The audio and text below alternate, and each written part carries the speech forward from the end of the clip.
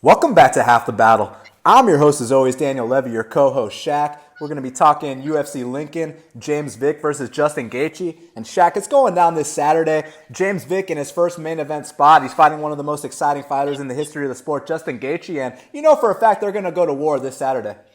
Yeah, for sure. This is a great fight. Both guys have been talking a lot, and so we're gonna see who gets to live up to the hype, live up to their words, and let's see who moves forward in the lightweight division. The lightweight division is the glamour division of the UFC, and let's see who's really about that life.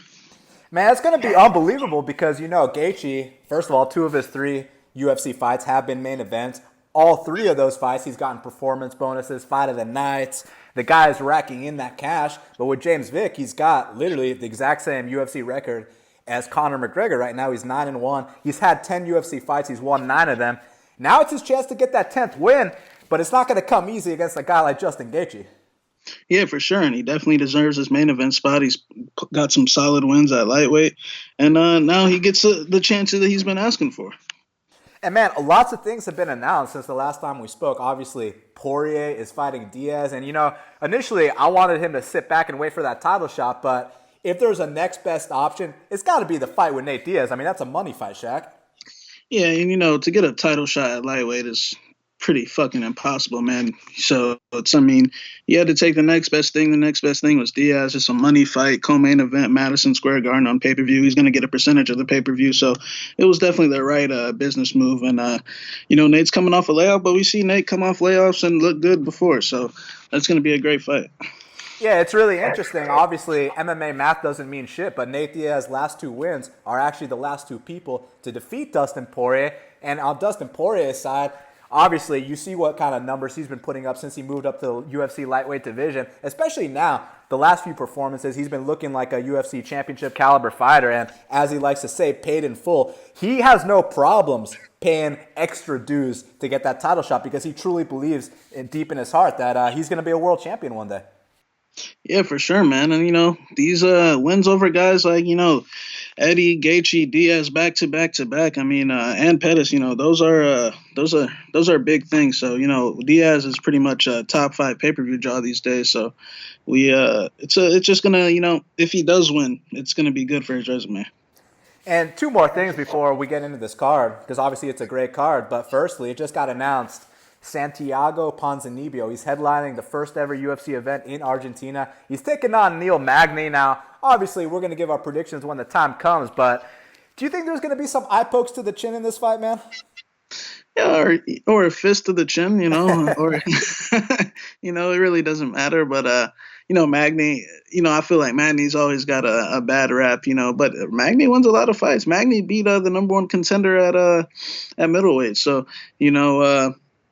Magny does his job a lot, but we do know Pons for a while is one of these low-key guys that's been putting on a lot of work, and he's come a long way. So it's going to be a great fight in Argentina. I'm sure they're trying to set Neil Magny up here, but we'll see if it actually happens. And last but not least, Michael Chandler had the chance to come to the big show. He was a free agent. And, I personally think he made the right move sticking with Bellator, because, look, in the UFC, don't get me wrong, it'd be exciting to see him. I'd love to see Michael Chandler fight and test himself against the best. But, between you and me, man, he wouldn't be past a top 30 guy in the UFC. I mean, the guy lost to Will Brooks twice. I don't need to say that again. But in Bellator, he's going to be top 3 for life. And, he gets paid fat every time he fights. So I kind of think from a business standpoint, he made the right move, Shaq. It's all about what he wants, it's all about the money. And he said wherever he goes, had to show him the money. So Bellator showed him the money, plain and simple. We know that I'm not sure who his manager is, but I know he's not managed by Ali. And, Ali gets those guys coming over 100 to show. I don't know if Chandler was going to get that. So, it's all about that money. If he would have came over, I think he could have beat some guys for sure, but I thought he would have lost to some guys as well. It is what it is, but we'll get to see him. He's got to win his Bellator title first, so. And you bring up some really good points about Ali. I know people love to talk shit about him, but one thing they never mention is that all of his fighters are getting 6 figures to show, man. So if you want that big figure deal, it is what it is. To each his own. But man, these guys like Gaethje, he's 1-2 in the UFC. He's getting 6 figures to show. So That's pretty impressive management. He takes an L here. He's going to be 1-3. I guarantee you he still gets $100K to show his next fight. So, that's some top skill negotiation. So good for him. But let's do this card start to finish, man. Because first up in the bantamweight division, we got Yahya. He's minus 120. The comeback on Luke Sanders is plus 100. It's an interesting matchup, Shaq, because Yahya, he's low-key, got an unbelievable UFC record. He's 10-3. The guy's a total winner, high-level black belt. But Luke Sanders, I'll tell you what, man, the kid can crack. He's got a very dangerous left hand. He's got the wrestling background. He has made some bonehead mistakes inside the octagon, but I feel like once we see that finished product, he's pretty talented. It's just about not making a stupid decision in there. So I got to ask you, can Luke Sanders neutralize Yahya? Yeah, Luke Sanders has always had potential. He was a guy I was really high on even before he got to the UFC. But, he did make those boneheaded mistakes like you mentioned against Iuri and against Andre Sukumtach. He's got the physical tools, the big power, good wrestling. He can, sprawl out and, really pound on guys. And like you said, that left hand. And, like you said, Hani's 10-3. And, we know the deal with Hani. He's going to be relentless with the attempts to get you to the mat. And, Hani, I feel like he gets a reputation for being an on-top jiu-jitsu guy. But, I mean, even his bottom game is on point, too, man. His bottom game, he can reverse you. He can pull guard and come around to the back. So I wouldn't sleep off Hani on his back. The thing with Luke Sanders, I mean, in his losses, he, continuously loses focus. But, his last fight, he kept his focus for 3 rounds. I know it was against a jobber and Patrick Williams. But in this fight, he's definitely going to have to keep his focus. I think if he shows up, I think there's a chance he could really hurt Hani. I feel like if Hani gets caught out in space with Luke, I feel like it could be a rough night. I know Hani's stand-up is improving, but it's still nothing that he really confidently believes in. It's all in attempts to get you to the mat. But, another thing is, even though with all that being said, if Hani does get on top, I mean, you got to be holding your breath because this guy is a high-level black belt. But granted, the guys he's been subbing lately, I mean, no offense, but, those guys are snowflakes. Russell Doan, Henry Briones, those guys don't win fights. So, it's going to be interesting. But my pick is going to be Luke Sanders. I think he's going to be too physical, too big. I think Hani's going to try to get him down, and he might get him down a couple times. Patrick Williams did take him down. But I think when Luke Sanders really clips Hani, I think Hani's going to feel it. And that's when the Brazilian weasel will kick in. He's going to be trying to pull guard. If Luke keeps his focus, I think he's going to, stay out of his guard, keep it on the feet, and really hurt him and either knock him out or win a decision. Man, Luke Sanders fights are super tough to predict for me, man, because like we've been mentioning, I mean, the guy's got power. He's got the wrestling background. He's dating Becky Lynch. I mean, he's doing the whole bit, but when it comes to fighting inside that octagon, I know people will bring up the Andre Sukumtut fight and the Yuri Alcantara fight, but I honestly don't think that those are really relevant in this spot because Yahya isn't a counter striker like Andre Sukumtut. And I also don't think that Yahya can take the beating that Yuri took and then come back and find the submission. I think if Yahya is going to win this fight, he's got to set the tone right away, Shaq. He's got to go in there. He's got to mix in the takedowns. He's got to pass that guard. He's got to discourage Luke Sanders. He's got to let him know, hey, this is how heavy I am on top. And if you stay on your back for extended periods of time, I will pass that guard and I will tap you out. And Hani's been going in there. He's been tapping out some pretty tough dudes his last few fights. I mean, I know Henry and Russell, you can say whatever you want, but I mean, Tanaka's a pretty tough guy. Matthew Lopez is a pretty tough guy. Now, there have been some controversial decisions there, too. The Kanehara fight, I kind of thought he lost. But look, man, none of that matters. He got his arm raised. And the interesting thing about him is he'll go out there and he'll lose to the worst fighters. You see him go out there and lose a decision to Joe Soto. You see him go out there, lose a decision to Tom Ninamaki. So it's kind of hard to get a read on this guy. I really don't know what to expect. I think the best version of Luke Sanders can come in here and neutralize a guy like Yahya, get him tired to the point where he starts flopping to his back. Because you know the deal, like you mentioned, man.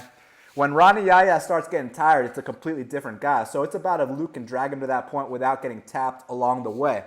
And you know what? I thought I was never going to pick Luke Sanders in another UFC fight, but it turns out I am. I'm going to take him here. I think he's going to win a decision over the very tough Yahya. Now, next up in the UFC lightweight division, we got Drew Dober. He's minus 210. The comeback on John Tuck is plus 175. Now, Shaq, I got to ask you your opinion because obviously, look, Drew Dober's got the momentum. He's won 4 of his last 5. But do you think he's being a little bit overvalued in the spot with the minus 210 price tag, or do you think it's correct? This is the typical, where they try to set the line a little wide just to get you to, it's very tempting to take a shot on Tuck. But, we'll see. Dober's a solid guy. He's definitely come a long way from the days of, losing to Sean Spencer. And, I think he's a solid lightweight. He's average. What is his UFC record? About 500, maybe 1 over 500. Personally, I thought he lost his last fight to Camacho. But, I mean, it is what it is. He found a way to get his hand raised. He, he's got that nice overhand left, and he's got that Muay Thai background. But, when he trades punches in the pocket, I feel like he's got the tendency to be a little stiff.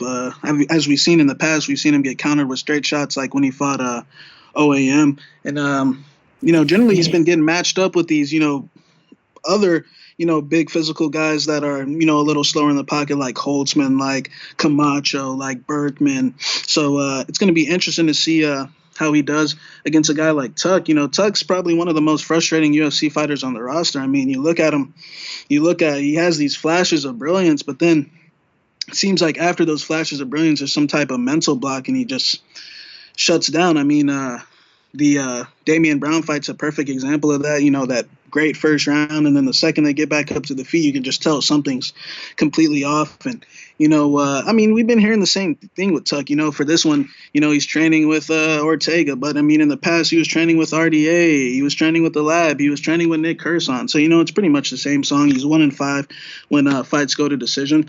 I think it's more of a case. He is 33 years old. I think the potential has run out. But like you said, Dober might be getting overvalued here. I think Dober's an average fighter, man.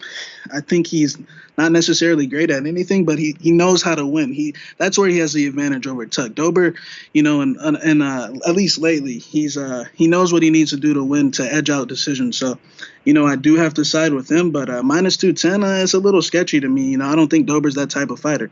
But like being said, man, if Tuck shows up, I think he's got all the skills to win. I think he's got all the skills to win pretty much most of the fights. It's just like I was referring to, this mental block where he just stops pulling the trigger and starts losing split decisions. I mean, like I said, he's 1-5 when fights go to decision. So, with that being said, I think he's got to finish to win this fight.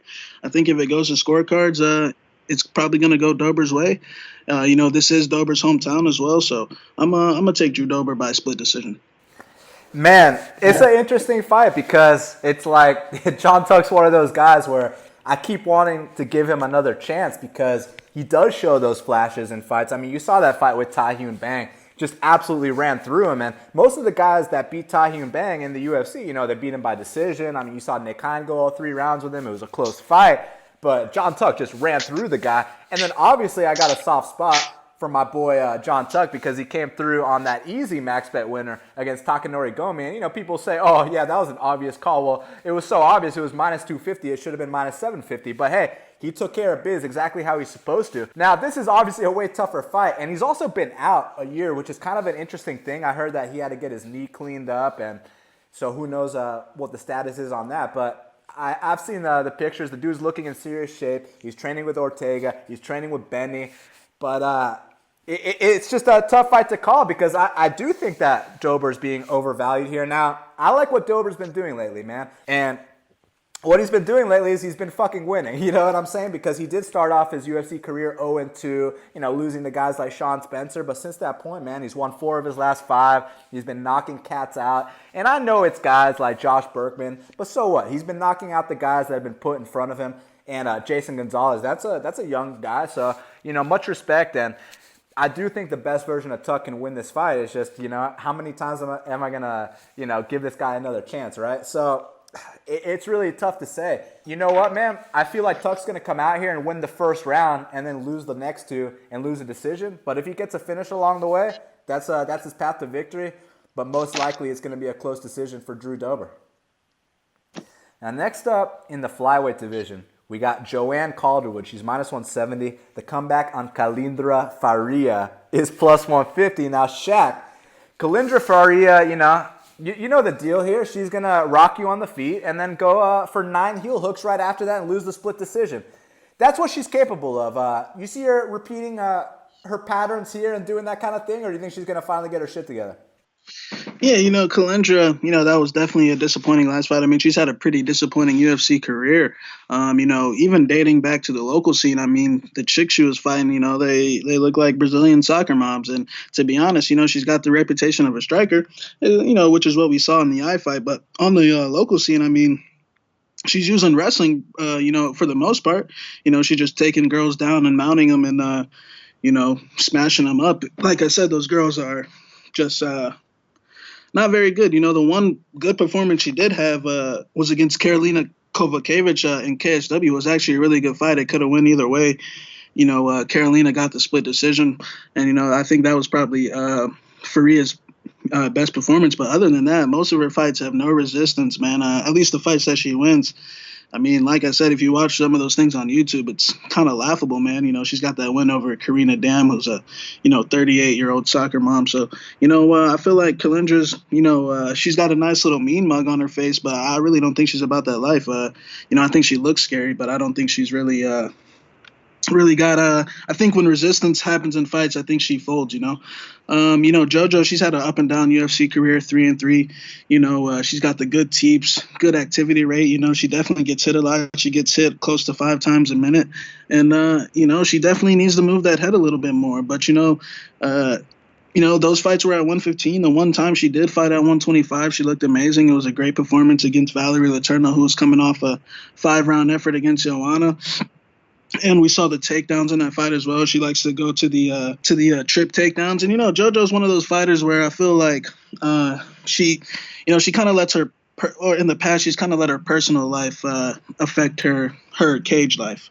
Before the Moraga fight, we were hearing things about how she broke up with her boyfriend. And then, her other losses, the Andrade loss, I mean, that's going to happen regardless. But the Calvillo loss, she missed weight. It seems like she's always complaining about personal life issues. But I feel like Faria is just one of these girls that can't keep it together at the high level. Like I said, I think she fought a bunch of bums on that Brazilian local scene, kind of like Poliana Viana in a sense. But I mean, Kalindra's defensive grappling, I mean, I really don't know what to say. I mean, she got taken down right away by Barberena. And she got tapped out right away. She couldn't recover guard. The Jessica I fight, she catches her with a high kick, and you go for 9 heel hooks. I mean, if someone can defend her for that, I mean, I'd really like to know. Leave comments in the comment section if you want to explain that to me. And then, even in the second round, she comes back out, gets her back taken, can't get up. She had every opportunity. She had at least a couple opportunities to turn back into Eyes guard, and she couldn't do it. In the third round, it's 1-1. We want you to keep it up on the feet. And you land that big side kick to the head. And then, you get taken down again. Then gives you a gift with 1 minute and 40 seconds left. She lets you back up. And you initiate the clinch. And then you pull guard, So I really don't know how to say it. I think it could be a case where, in these type of fights, minus 170 is a little too high for JoJo. But I am going to take JoJo to win this fight by, probably a close decision. Faria, she does hit hard, but it's only inside the pockets, pretty much out of emotions. I think when the realness of the fight settles in, she kind of folds. So I'm going to take JoJo by, 29-28 decision. But chicks like Kalindra Faria, I can't trust that dog money. I just want somebody to defend her on those 9 heel hook attempts. For Joanne Calderwood to win a fight, everything needs to go perfect. This is a chick that got finished in the first round by Marina Moroz. Okay, let's just leave that out there. But with Kalindra Faria, she made Morella Barella look like a future world champion. Morella Barella is a girl that a year prior was going to splits with Milana Dudieva. Morella Barella is a girl that's been getting finished on the regional scene. But against Kalindra Faria, she looks like a future world champion. And then she loses her next fight, of course. Kalindra's a complete fraud. But one thing that she does have going for her is, she does swing kind of hard on the feet. And if you get into a striking fight with her, if she doesn't go for a flying armbar or drop back for a heel hook, chances are she can get the better of the exchanges. Now, the thing with JoJo, how I was mentioning, everything has to be going perfect for her. In that fight with Marina Moroz, blame the boyfriend, this and that. Well, now she's fucking her new coach, so she's got that part of the game covered. And, she's not going back and forth from Scotland to TriStar. Now she's actually living in Vegas. She's in the best shape of her life.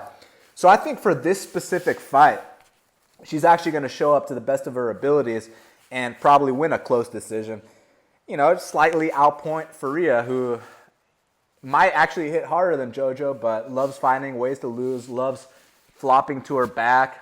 And like I said, everything has to go perfect for JoJo. Well, everything is going perfect right now for her in terms of her shape, in terms of her personal life, her training, the weight class. She doesn't have to drop those 10 extra pounds anymore. I know that's huge for her. So I think she comes out here and she wins this fight. The line's a little high for me, but, we could talk about fading her in her next fight because you know how this shit goes with Joanne Calderwood, but I think she gets this one done.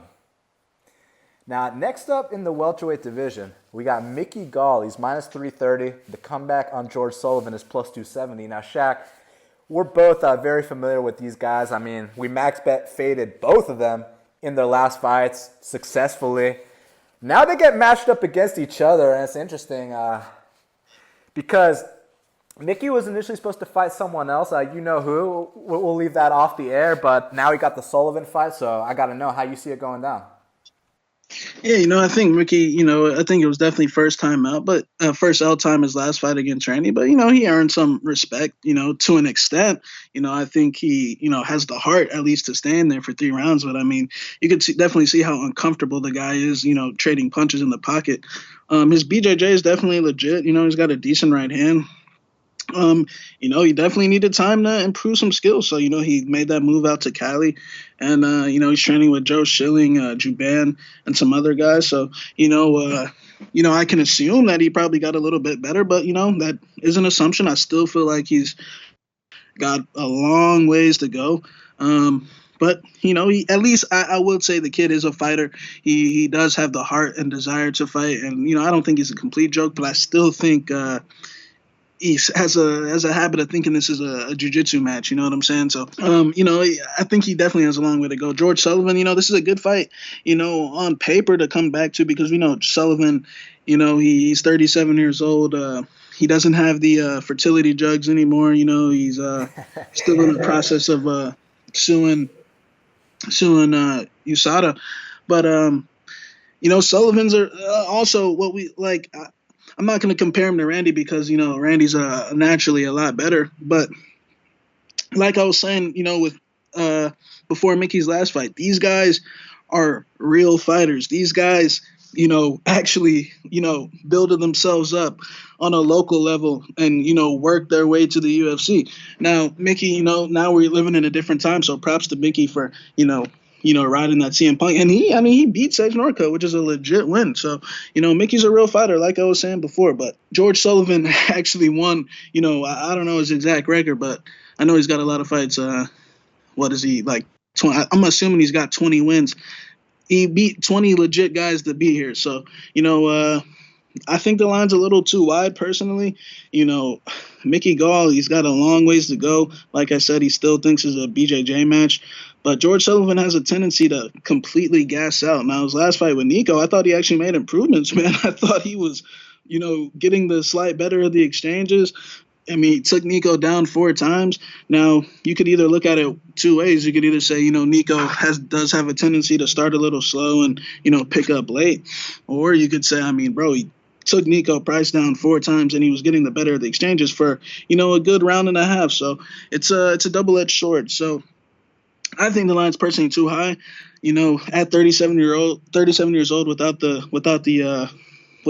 lava juice, my gut tells me that he's going to be winning this entire fight, and then all of a sudden hit a cardio block. And what happens when Sullivan hits that cardio block? He generally taps out right after that, or gets knocked out.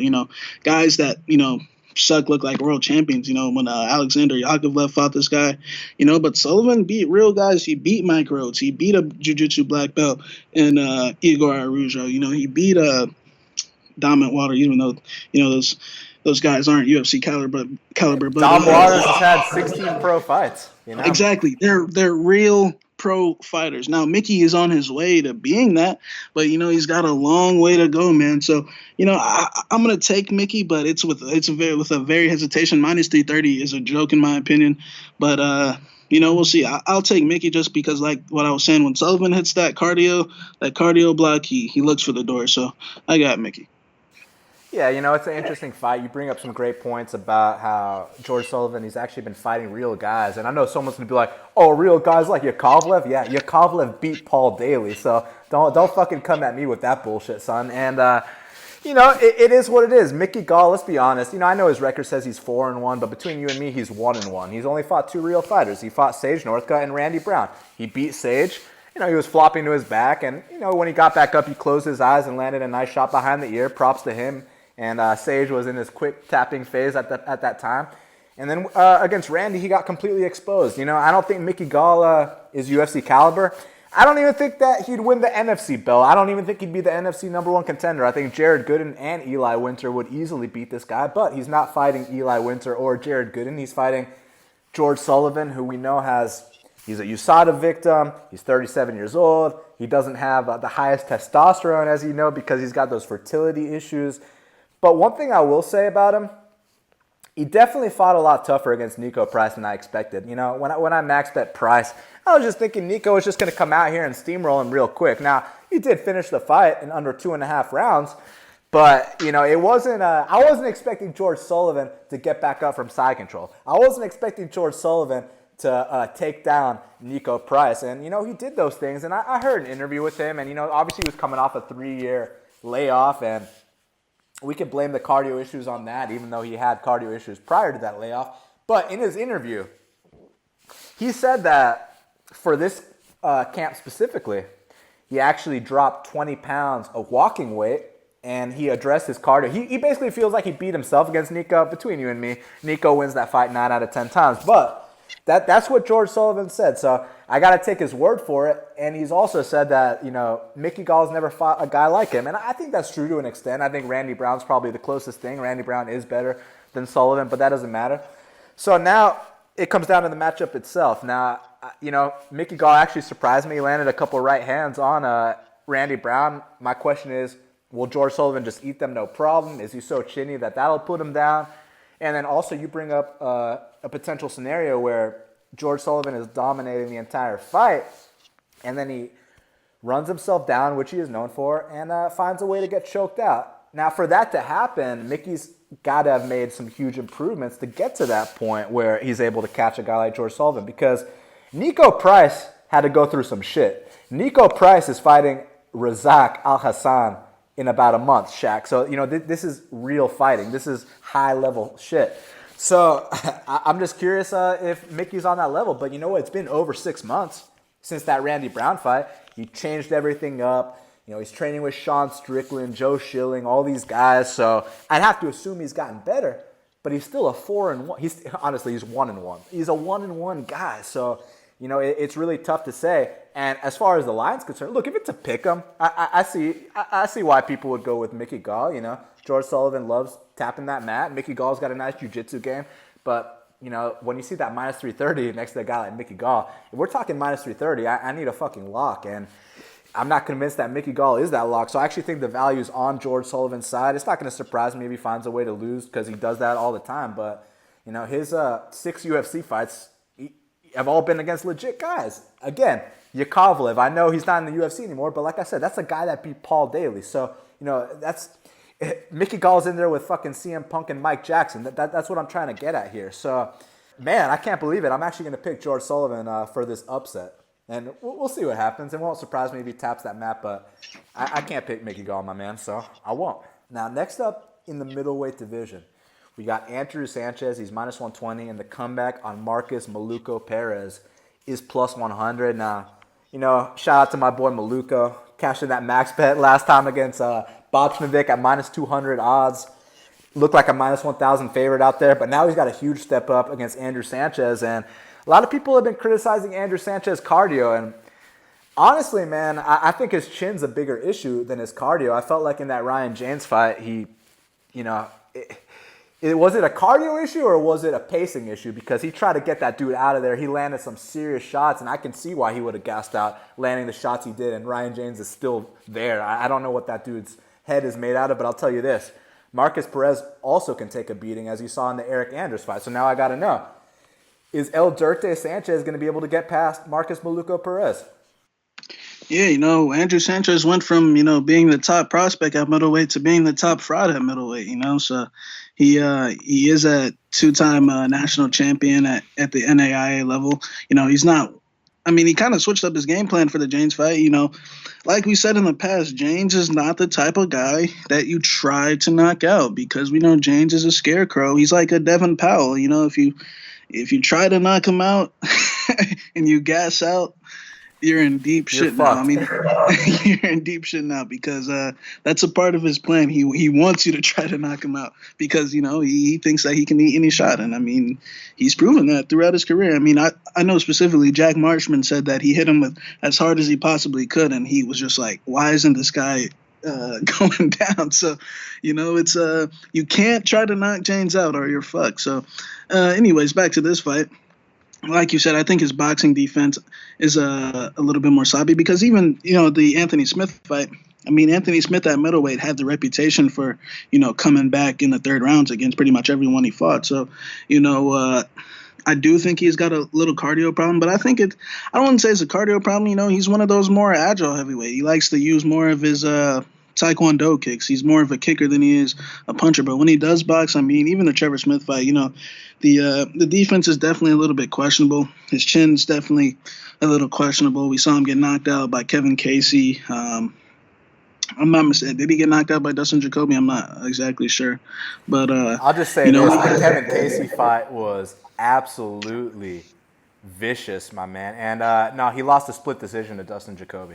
Okay, yeah, but the Kevin Casey fight, he got knocked stiff, out cold.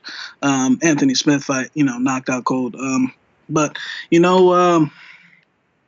I think I do agree with you. I think the James fight was just bad game planning. I understand, when you watch tape on James, he looks like a complete joke, but when you get in there, it's going to be a completely different story. Now, Maluco, his fight with Eryk Anders, we already know Maluco's.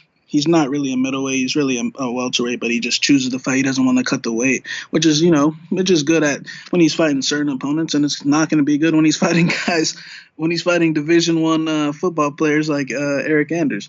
But the win over Boschenvik was great, but come on now. That guy's a snowflake. I expect everyone to go in there and beat James Boschenvik, but he did his job exactly how he's supposed to. First round finish, second the fight hits the mat, finish the guy. And not to mention, he's got a win over Ian Heinisch from and we saw Ian Heinisch, kill a guy in the Contender Series not too long ago. So we know Maluco's got those flashy submission skills. He's training his jiu-jitsu with Damian Maia a lot.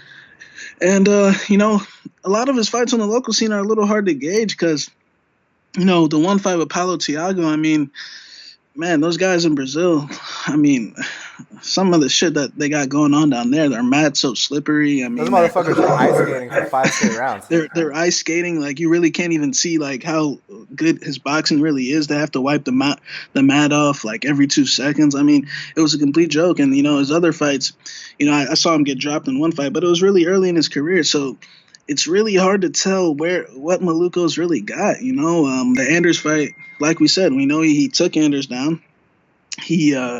And we know he can pull off those quick subs, but we know Andrew Sanchez has that, strong wrestling base. So it's really tough. I'm really interested to see how good Maluco really is because, I know he's capable of pulling these flashy subs, but does he have the rest of the fundamentals in his game to, be a consistent UFC fighter?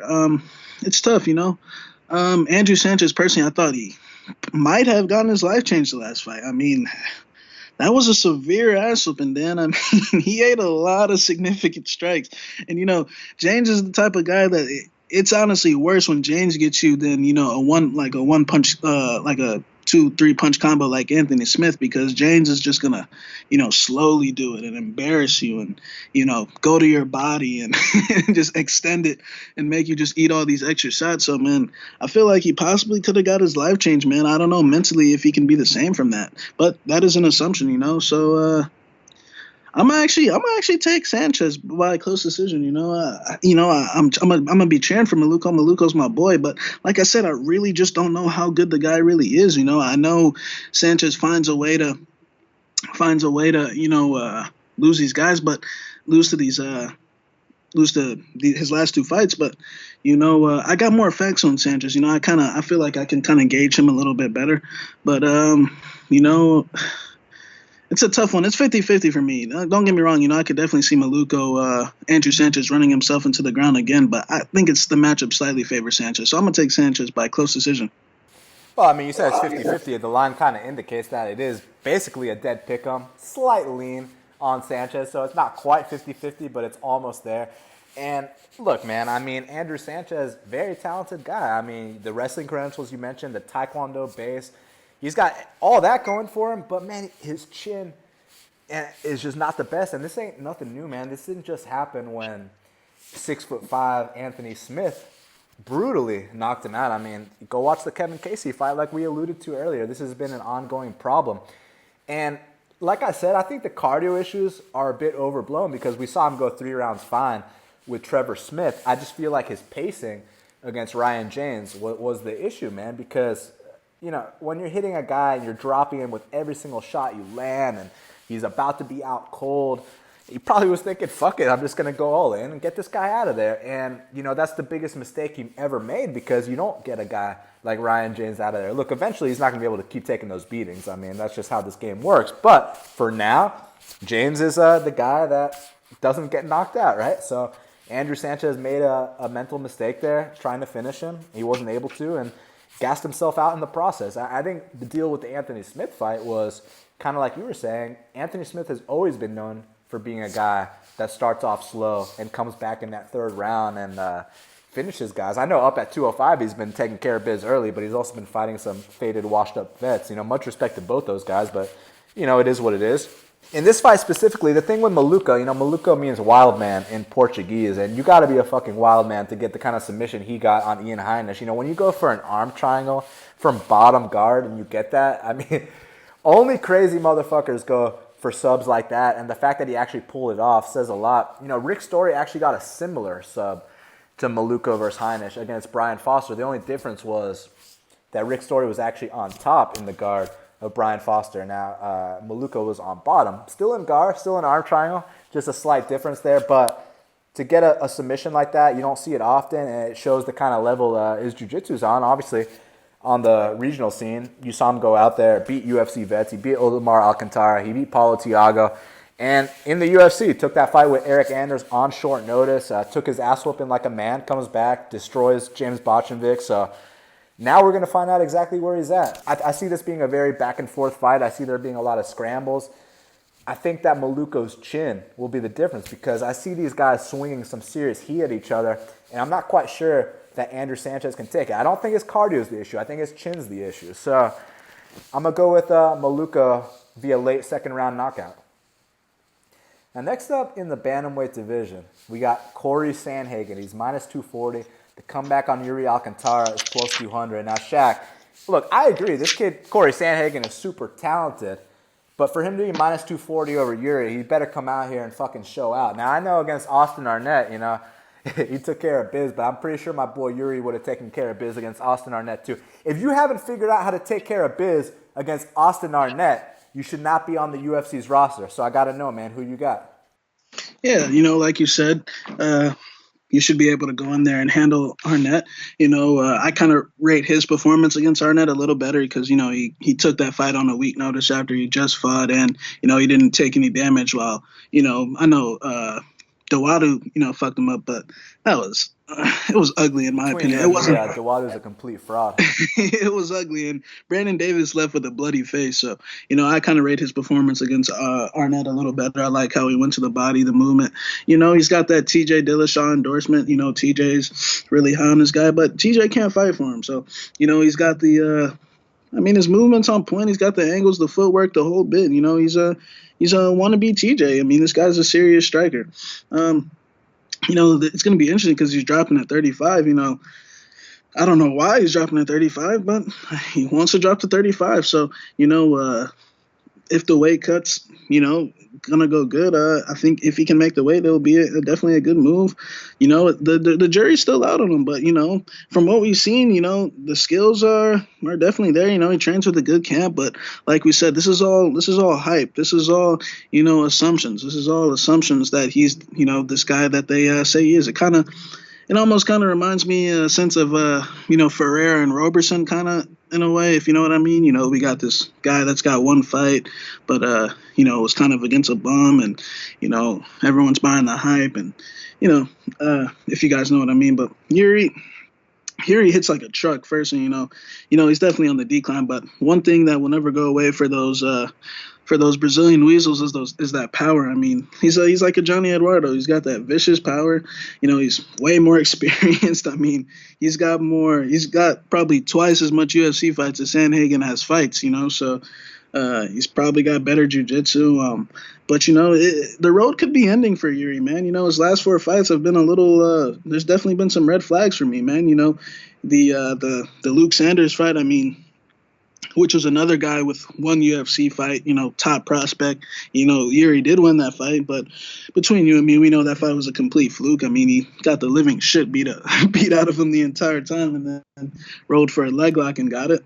So, I mean, that was a lot of damage he sustained in that fight. Then the Kelleher fight, that was after Luke. The Kelleher fight, Kelleher put that pressure on him, hit him with one right hand, and he shot in and, tapped right away. So, and then the Alejandro fight, I felt like he struggled to pull the trigger against a guy that was, feigning. And we know it's hard to pull the trigger against Alejandro. So, but like I said, when he fought a guy that feinted, he didn't pull the trigger, and he was loading up on power shots, missing. And he got rocked in that fight as well. And, his last fight with Joe Soto, which is a good performance, he steamrolled Joe Soto. It was a great performance. So, I'm kind of 50-50, Sandhagen. The people, on the Sandhagen train, it's literally you're just, we definitely see the potential, but it's just, like I said with the Roberson thing, it's just basically buying into the hype. You're either buying into the hype or you're not. So, I am going to take Sandhagen. Like I said, I think Iuri these days, I don't think he's the most mentally tough guy. I think, when he really gets clipped on the chin, I think I kind of compare him to Johnny Eduardo. I feel like he might get off to a good start, but honestly, I don't think he's going to get off to a good start. I mean, unless the weight cut's a bad thing and if Sandhagen gets hit with a body kick and, he takes a knee or anything like that. But, I do see Sandhagen being a little bit more savvy for, guys generally at the stage in his career. I know he did lose to Emmers last year, but Emmers is a completely different matchup. Emmers is a wrestler, so I'm really not going to knock that against him too much. But I think when he does crack Iuri on the chin, I think Iuri's going to slowly just look for ways out. I think he's still going to be swinging big bombs, but I think he's just going to slowly break and then eventually get finished. So I'm going to take Sandhagen by second round TKO. Look, obviously Corey Sandhagen's got the higher ceiling, the more potential. He's 10, 12 years younger than Iuri Alcantara. So there's a lot to look forward to. But for him to be minus 240 over Iuri, he better come out here and steamroll him. And I think the reason he is minus 240 is because you saw that performance he had against a total fraud, against Austin Arnett, who has zero business on the roster. He styled on him, but congrats. He looked great. And I like his footwork. I like that he switches stances. I like how he mixes it up to the body. And I think that he can beat Iuri. It's just about, is it time to take that first L in the UFC? Is it time for that vet lesson? Because these guys aren't exempt. And it doesn't matter if you have more potential than the guy or not. I mean, we've seen it time and time again. These young prospects got to get humbled from time to time. And it could be a total fluke. He could knock out Sandhagen with a blocked head kick. You know what I'm saying? Shaq, these kind of fucking things have been happening lately, man. So, it's an interesting fight. Like I said, I think Corey's got the brighter future. I think he's got the style to beat Iuri. But somewhere along the way, you got to take that vet lesson. You got to take that first L, and there's no one better to hand it to him than a guy like Iuri Alcantara. And it's going to be interesting if Iuri does it. Look, Corey's dropping to 35 for the first time since his pro debut. So basically, the entirety of his career has been spent at 45. And like you said, you're not sure why he's dropping to 35. I'm not sure either, man, because he looked pretty damn good at 45. But I think he's going to style on Iuri a little bit, and I think somewhere along the way, Yuri's going to catch him with a counter right hook, maybe that front kick. He's got a serious front kick, by the way. Jimmy Rivera told me, like, bro, like, this dude kicks hard as fuck. And you saw Iuri, when they stood and banged, he dropped Jimmy Rivera twice. Jimmy had to mix in takedowns to win that fight. And I know Corey took down Austin Arnett, but that doesn't mean he's going to take down Iuri. So Corey's got to come in here with the right game plan. And Iuri is a very game planable guy. Definitely, no doubt about it. It's just about, is it time to take that vet lesson or not? I'm going to ride with my boy Iuri here, man. I think that he starts off kind of slow, but I think somewhere along the way he lands that counter shot, puts Corey Sandhagen down. I think Corey's going to come back better, man. I think he's actually got a bright future. I think he is the guy who people say he is, but you got to pay your dues in this game, man. Yuri's been doing it too long. Austin Arnett to Yuri Alcantara, that's just such a big jump in competition. But hey, if he rises to the occasion, I'll tip my cap for sure. Definitely someone on the radar, win or lose. I think he takes a setback here. Now, next up in the welterweight division, we got Warlley Alves. He's minus 390. The comeback on James Krause is plus 320. Now, Shaq, it's an interesting fight. A lot of people have been saying that the line's a little bit too wide. I personally disagree, my man. I think that Warlley is the rightful big favorite. But before I give my breakdown, I got to hear your perspective, man. Yeah, I think this whole Warlley being a quitter and a gasser is a little bit, I think it's a little bit of an exaggeration.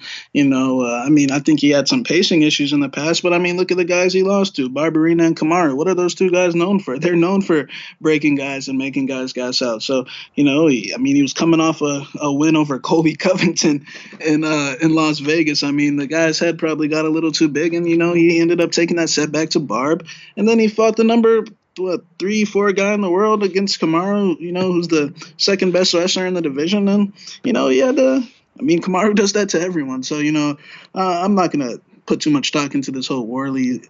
He's lying too high because he's a quitter and a gasser. I think he's a way better fighter than James Krause. I think James Krause, he wins a lot of fights. He's on a 4 or 5 fight winning streak. I'm not sure which one. But, I know he's moving up in weight. He said the weight cut to 55 was getting a little, taxing on him. But, I saw him fight at 170 on the Tough House, and he looked sloppy every fight. He was struggling with, I know he beat my boy Johnny Nunes. And he lost to Jesse Taylor. He had a tough fight with Ramsey in the gym.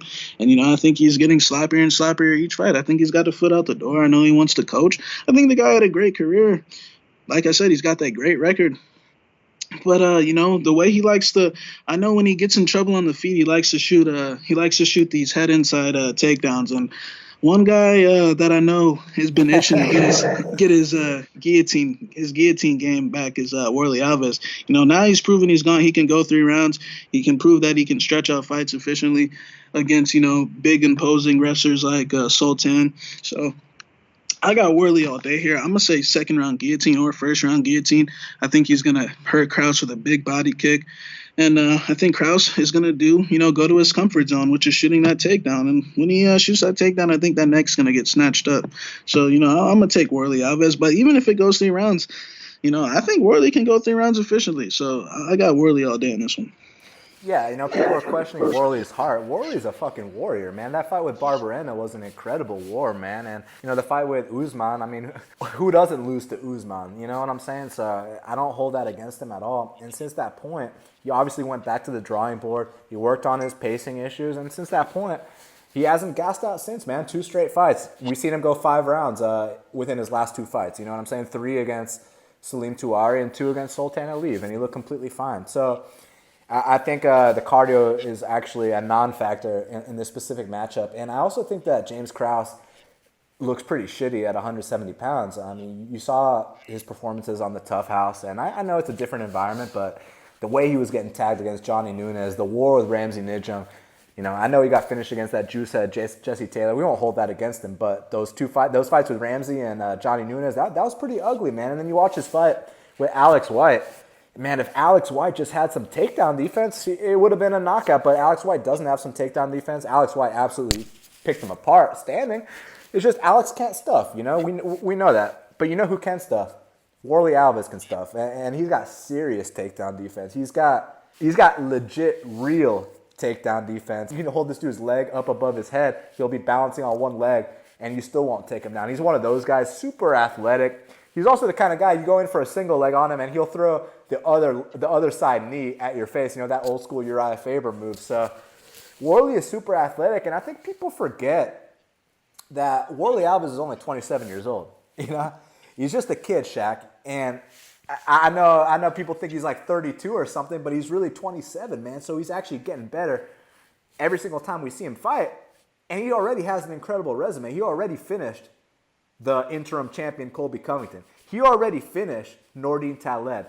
He already beat, although controversial, Alan Jouban. So he's been in there with super, super tough guys, and James Krause has as well. But stylistically speaking, I think James Krause is going to get absolutely lit up on the feet. I think there's a huge athleticism difference here. There's obviously a hunger difference because my boy James is trying to bounce out the game. He wants to be a coach. He wants to do the whole bit, and I respect him. You know, he gave a lot to the sport. Standing, you know, he's kind of got that, you know, he wants to be super pretty. He wants to, I say pop the jab, but it's not like he's popping dudes' heads back with it. It's more like he's trying to accumulate volume type thing. And he's been getting his wrestling game going too if he feels threatened on the feet.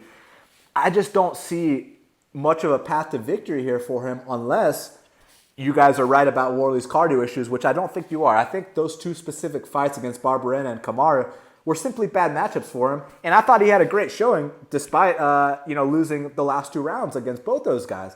I don't see him losing the last two rounds against a guy like James Krause. You know, in fact, I think he finishes James Krause. You went with the guillotine. I'm going to go with the knockout. I'm going to go with Warlley Alves, and hopefully the line comes down, man. I know right now it's minus 390. Earlier, it was minus 550. Let's see if we can get it to minus 250. But I'm going to go with Warlley Alves inside the distance. Now, next up in the middleweight division, we got Eryk, your boy, Anders. He's minus 1,000. The comeback on Tim Williams is plus 650. Now, Shaq, you going with my boy, your boy? Yeah, you know, my boy, your boy, that was a valiant effort he had against Lyoto. You know, it was definitely a close fight. It came down in that third round. I just watched it a couple days ago, actually. It was a great fight. You know, for his experience level, he did really good, man. Lyoto definitely won that first. Eryk won the second. Eryk definitely won the fourth, and Lyoto definitely won the fifth. It just came down to that third, and Lyoto was winning that entire third round right up until the end. So, you know, it could have went either way. The 49-46 Machida was disgusting, but you know how those Brazilian weasels do it down there. So, it is what it is. But, you know, Eryk, I feel like I don't think he's going to have those issues he had in his last fight. You know, I feel like he was kind of struggling to, make his entries inside the pocket just because we know how, a vet Lyoto is. You know, I feel like everyone just kind of underestimated the state that Lyoto was in, kind of. So, you know, he's got a big experience advantage over Eryk, but now he's fighting Tim Williams, the South Jersey Strangler is what they call him. And, Tim, he's a tough guy. He's a tough workman. You know, he earned his way here. You know, I give him that. But, unfortunately, he's a sacrificial lamb. And, there's no ifs, ands, or buts about it. You know, they're bringing him in here to get knocked out again. So, I think he's got a solid clinch game. I think he would do better against other guys. You know, it sucks that he had to fight, Pihota, who at the time was one of the top prospects, and now he's fighting, a hungry Eryk Anders. I'm assuming more people want to know if this is going to go over one or under one. I feel like Anders kind of, I don't like when he throws these high kicks. I feel like that's a waste of time, especially for a guy with his frame. I feel like he needs to just stick to that left hand because, honestly, I think not too many guys are going to be able to take that left hand in the middleweight division. I mean, he is a legitimate Division I Alabama football player, so the guy's got a lot of power. But I think Tim Williams is probably going to end up taking a canvas snap. I think Tim Williams only knows one way to fight. He's a workman. He has to get in close because that's what his game consists of. He wants to tie you up and, make it ugly. So I think either when they separate off a clinch or just standing in the middle of the cage, I think at some point that left hand's going to land. And unfortunately, Tim's going to take his second knockout loss in a row. Yeah, as far as if this fight's going to go over or under 1.5, as far as what kind of stats we have backing Eryk Anders, he does have a 70% finish rate in his wins, and 6 of those finishes are in the first round. So, he's very experienced at handing out canvas snaps in that first. And, people ask, why is Tim Williams fighting Eryk Anders? You know why? Because that's what happens when you're a jobber. You get brought in to lose to the top prospects, you know. Last time it was against Pihota. Now it's against Eryk Anders, you know. And we appreciate it, Tim. You know, you stepped up for the team. You're coming in, going to take this quick canvas snap. And, I mean, this is a guy that lost to Diego Lima. And we know that the fights against Anthony Smith, you got to watch those. Those were brutal, too. I respect the guy. He's been through a lot outside the octagon. You know, we know some of the shit he went through, so I respect him. He's definitely a physical guy, but when we talk about physical guys, D1 football player Eryk Anders is a physical guy. I just think, you know, minus 1,000 favorite. Obviously, he's outmatched. So I see it being a first-round knockout, left hand. Eryk Anders is about to move on to bigger and better things after this, man. Now, this fight, this is going to be serious. This is going to let us know a lot. Flyweight division, we got Deiveson, Figueiredo, Alcantara. He's minus 165. The comeback on John Moraga is plus 145. Now, Shaq, I got to know, man. You going with God of War Figueiredo, or are you going with Chicano John Moraga? Yeah, you know, Davison's a solid guy, undefeated, hasn't lost yet, very experienced, comes from that jungle fight promotion. And I think he's, you know, I feel like he's like an Alex Cowboy of the flyweight division, you know. His striking, you know, isn't the prettiest. It's kind of a little loose, you know. He definitely is open to some left hooks. But, I mean, you could just tell when he's in there. I mean, he's bruising, man. He's physical. These guys feel it when Deiveson hits him. And, I mean, his UFC career, you know, the toughest fight he's had is the fight with Jared Brooks. But we know Jared Brooks is a super high-level wrestler that, you know, looks to slam guys. So, and to be honest, you know, I felt like that was the perfect definition of land prey. You know, I know a lot of people think Brooks got robbed, but I mean, like my boy John Crouch told Barberena when he fought Warlley, you know where you're at. You know what I'm saying? They're not going to give you anything. So, you know, he was in Brazil. You know, he chose to use a lay and pray strategy. I felt like Deiveson did all the damage on the feet. Of course, you know, he slammed him. He got slammed about 8 to 10 times. But, you know, Brooks just stayed in his guard. It was the definition of lay and pray. You know, sometimes it works, sometimes it doesn't. So I definitely don't think that was a robbery. But in terms of comparison to Moraga, you know, Moraga was falling on tough times for a little bit there. You know, he had lost 3 in a row. But, I mean, look who he lost to. You know, he lost to Joseph Benavidez, who at the time had only lost to 2 people, Krause and DJ. He lost to Mateus, who at the time was the number 1 prospect at flyweight. And, you know, he lost to Sergio Pettis, who's the number 1 contender, you know, right after DJ. So, you know, his losses are definitely respectable. But, and, you know, another thing is Moraga, like, kind of like Dustin Ortiz, man, you know, those two are known for handing out prospects their first L's. So, you know, it's definitely going to be a good fight. But as far as how they match up, I think Moraga has an edge in the boxing department. We know he's a decent power puncher. We saw that fight with Magomedov. We know he's got those calf kicks, and you know Deiveson has a tendency to just sit on calf kicks. So you know that could play a factor here. And we know if you trade with Moraga in the pocket, that left hook and that straight right, the flying knees are all there, man. So we know Moraga loves a stand-up fight, but we know the issue with Moraga. It's the same shit every fight. No matter if he was, even though I think Wilson's wrestling and jiu-jitsu is better than Deiveson's, the common thing in Moraga's fights and why he loses is because he went to his back. Besides the Sergio fight, he just got picked apart on the feet. But that's about the best striker in the division. But in the Mateus fight, personally, I thought Mateus was getting the better of the boxing anyways, but I know some people see it otherwise. And, what it came down to was in the 3rd round, if you want to say it was 1-1, he got taken down right at the end. So we know that Moraga has that tendency to always go to his back, even though he's a D1 wrestler. But I feel like a lot of people are, misconstrued about what type of D1 wrestler he is. It's not I don't know exactly the details, but from what I understand, it's not the same type of D1 wrestling like a Colby or a Gaethje or like a Cormier. It's like an in-school D1 wrestling, if that makes sense. So, I feel like people are they're a little, that's why he gets taken out, because he really ain't no D1 What do you mean? Because he went to Arizona State, but then we see him getting taken down almost every fight.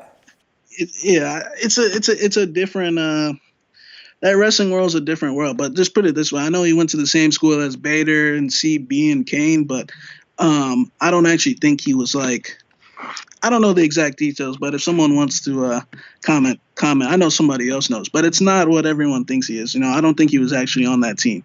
So, I mean, he was on the team, but it's different. I got to look up the details, but it's just different. But Moraga, like we said, he always goes to his back. Now, Deiveson, we have seen him take guys down. He took down Marco Beltran. You know, Marco Beltran, is he in the UFC? I'm not sure. Is he? He's on a 4-fight skid, so I doubt it. But he's pretty much dominated. Besides the Brooks fight, his last fight against Bopo Joe, I know that kid was undefeated, but to do that to an undefeated guy, even though I think Bopo Joe is a snowflake compared to Moraga, he handled him the exact way he should. Deiveson's been doing his job. He does his job a lot. So, I actually kind of rate Deiveson up a little higher than most of these undefeated guys. Generally I would say this is perfect spot for Moraga to shine, and it's still good because, like we said, Moraga hands a lot of kids their first L's. But I'm actually going to take Deiveson in this one, man. I do think he's going to get dropped at some point. It's a matter if he can recover. But, Deiveson loves war, man.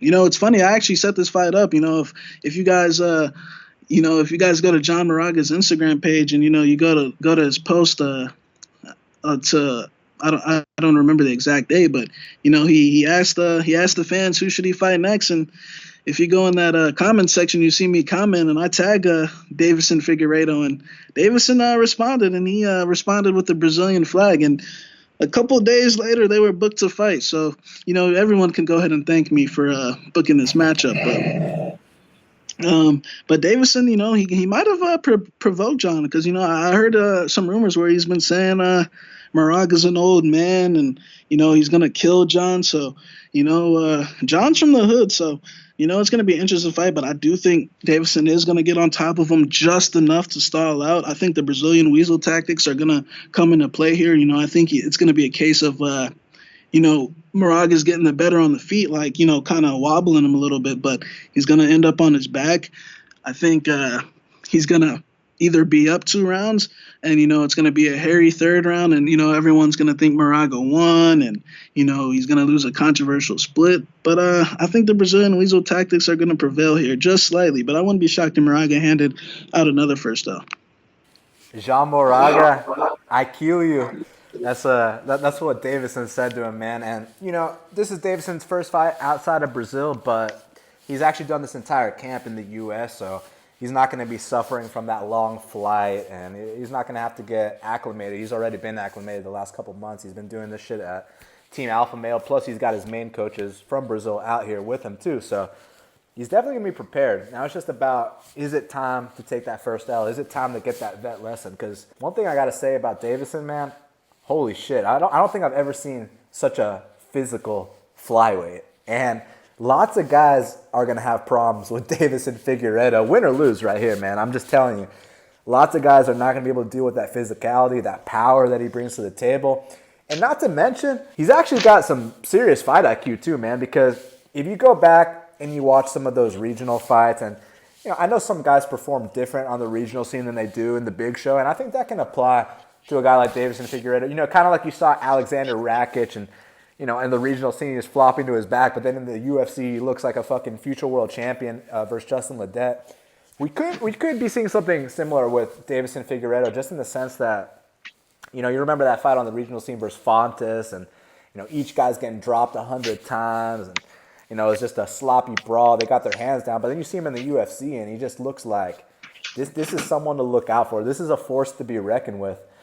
But Magomed Bibulatov was also a force to be reckoned with, right? So, John Moraga is known for handing out those first L's. And another thing about John Moraga, if you're not a top 5 guy, you're not going to beat John Moraga. And that's just the bottom line. Look at all the guys he's lost to throughout his career. It's all serious, serious fighters. Demetrius Johnson, John Dodson twice, Sergio Pettis, Mateus Nicolau, so Joseph Benavidez. These are all serious guys. So, if Deiveson wants to prove that he's among the elite, he has to come out here and beat John Moraga, or, maybe take this L and then come back and prove yourself, regardless of if he wins or loses this fight. I think that Deiveson, kind of like I was mentioning with Corey Sandhagen and Iuri, where Corey's got the higher potential, I think Deiveson's got the higher ceiling than Moraga for sure. I mean, obviously, he's the younger guy.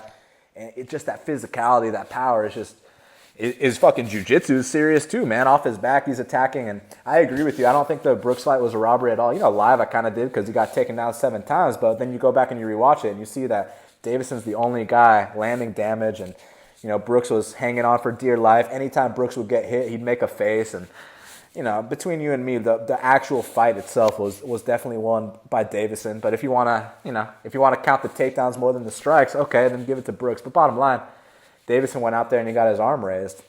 Now with Moraga, it's interesting. Moraga loves to go to his back a lot. But the guys that have been taking them down, you know, Wilson Hayes, DJ, Joseph Benavidez, maybe they're on a higher level than Deiveson. I know officially ranked they are. It's just about, is Deiveson going to rise to that occasion and show that he's on that level right now? Because the guys he's been fighting, you know, Bopo Joe and Jared Brooks, who's 5'1", you know what I'm saying, and fucking Marco Psycho Beltran. That doesn't really tell me much, but the way he handled them was unbelievable. So, you know, I can't wait to find out if it's time to take that first L. I think standing, man, Moraga is serious with those kicks, dude. Like, not just the calf kicks, also the inside kicks. And his boxing's on point. I like the fact that when he threw that right hand against Magomed and he hurt him, right after he threw it, he immediately dipped his head under the counter.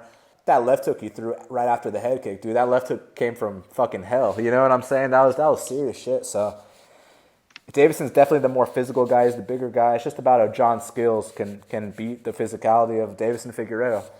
I'm scared of this guy, Deiveson, man. You know, I think there's value on Moraga at plus 145 if you want to find out if this is first L time for Deiveson. But, dude, I'm scared of this motherfucker. He's a force to be reckoned with. I'm going to go with Moraga, but not very confidently. You know what I'm saying? Deiveson's definitely a force to be reckoned with. He's someone to look out for. But I'm going to go with Moraga to hand him his first L. Now, next up in the welterweight division, we got a Nebraska retirement party because we got Jake Ellenberger. He's a plus 390 dog to Bryan Barberena, who's minus 490. Now, you know these two got history. They were supposed to fight. Plus, Bryan Barberena finished Jake Ellenberger's brother. Now, my boy, yes, Jake's got to come in here for this retirement fight. You know, he's 2-8 in his last 10. What do you think is going to happen here, Shaq? Yeah, you know, I feel like Barberena, you know, I feel like, you know, I've been seeing a lot of people saying this is a step down for Jake, but I disagree 100%. I feel like Barb consistently each fight, you know, doesn't get enough credit. And I've been saying this since 2015, 16. I mean, Dan, you know I've been on the Barb train for a while, man. I bet this guy against Sage at plus 260. I bet this guy at plus 400 against Warlley. You know, this guy Barb, you know, I know he doesn't look the part, but when you get in there, you're going to see what's up. You know, to be honest, you know, he's 4-3 in the UFC, but I mean, look at his 3 losses. You know, the first one was the Chad Lepre, who was, you know, the Ultimate Fighter winner. You fought him in Canada. Whether you think he won or lost, it was a good fight. But we know who was in better condition at the end of the fight between you and me, Dan, correct? Yeah, I mean, we saw someone get broken. Plus, that was at 155 pounds. Exactly. So, you know, barring that, the other 2 losses we've had at 170 are against the best wrestler from America and Colby Covington and the best wrestler from the UK and Leon. And, you know, between you and me, Leon didn't want that smoke on the feet at all. So, you know, between you and me, Leon got knocked out in the second round. Yeah, you know, it was a good fight. You know, I feel like Barb has a way of turning up on these guys when they least expect it. You know, we know Barb's got that granite chin. We know he can eat every shot in the book. That's been proven time in and time out against Warlley, Alves, against Sage Northcutt. Those guys both got off to good starts against them. And Barb came back and beat their ass. So, you know, I think this one's going to be a little smoother. You know, Jake Ellenberger, he had a good run, and it's over, and it's been over for a long time. You know, the guy just, he thinks too much. He's a shell of himself. I mean, the guy's delirious. He's destitute. I mean, just look at the comments he said earlier this week. The guy's delusional. You know, disregarding the last knee that he took against Ben Saunders, I mean, the guy just doesn't pull the trigger. You know, I don't think the right hand has the same effect that it once did. I mean, Ben Saunders ate his right hand and didn't wobble. So, you know, I know for a fact Barb's going to eat that right hand. And like I said, Barberena does his job a lot, man. This guy doesn't get enough credit, man. I know he's got, you know, an ugly record, but this guy's had a tougher road at 170 than a lot of people realize, man. The situations that he's been put in, you know, he's gone into hometowns and won, you know, and he's going into another guy's hometown here. I think the result's going to be a KO. Like I said, Jake had a great run, you know, but like I said, I just think one is chin shot. I don't think he believes in himself, and whether he wants to or not, I think Barb's gonna give him the way out. I think Barb's gonna show him the way out. Barb's a master of war. Barb loves when things get ugly and bloody, and Jake doesn't. So I think this is gonna be easier than the Mike Perry Jake fight. I think this is gonna be easier than than Jorge. than Jorge. But if Jake wants a war, Barb's the exact guy that will give him a war, and we'll see where Jake really wants to go. But like I said, I think Jake's delirious, man. I think he's had enough. I just think people are saying if Jake wants to take him down, Jake doesn't hold top position for too long, man. He took Perry down, Perry got right back up, and we seen what happened with Colby. He took Barberena down, he got back up every single time. He got taken back down again, but I don't think Jake Ellenberger's capable of that. Like I said, Jake had a good run, but I think this is his last fight in the UFC, and I think Barb knocks him out or shows him the way out. Yeah, I mean, look, which Jake Ellenberger story do I got to tell this time? Do I got to tell the yes Jake story for the millionth time, or do I got to talk about how I was in attendance when he died against Mike Perry, and it was very fucking scary? But look, the bottom line is Jake's completely done. There's no ifs, ands, or buts about it. If he were to come out here and win this fight, it would have to be a fluke KO. But I mean, who's going out there and fluke KOing Barberena? I mean, Warlley Alves couldn't do it. Warlley Alves landed everything but the kitchen sink and couldn't put this guy away. Leon Edwards had to go down to the wrestling, because he didn't want that smoke standing. And between you and me, Leon Edwards got knocked out in the second round.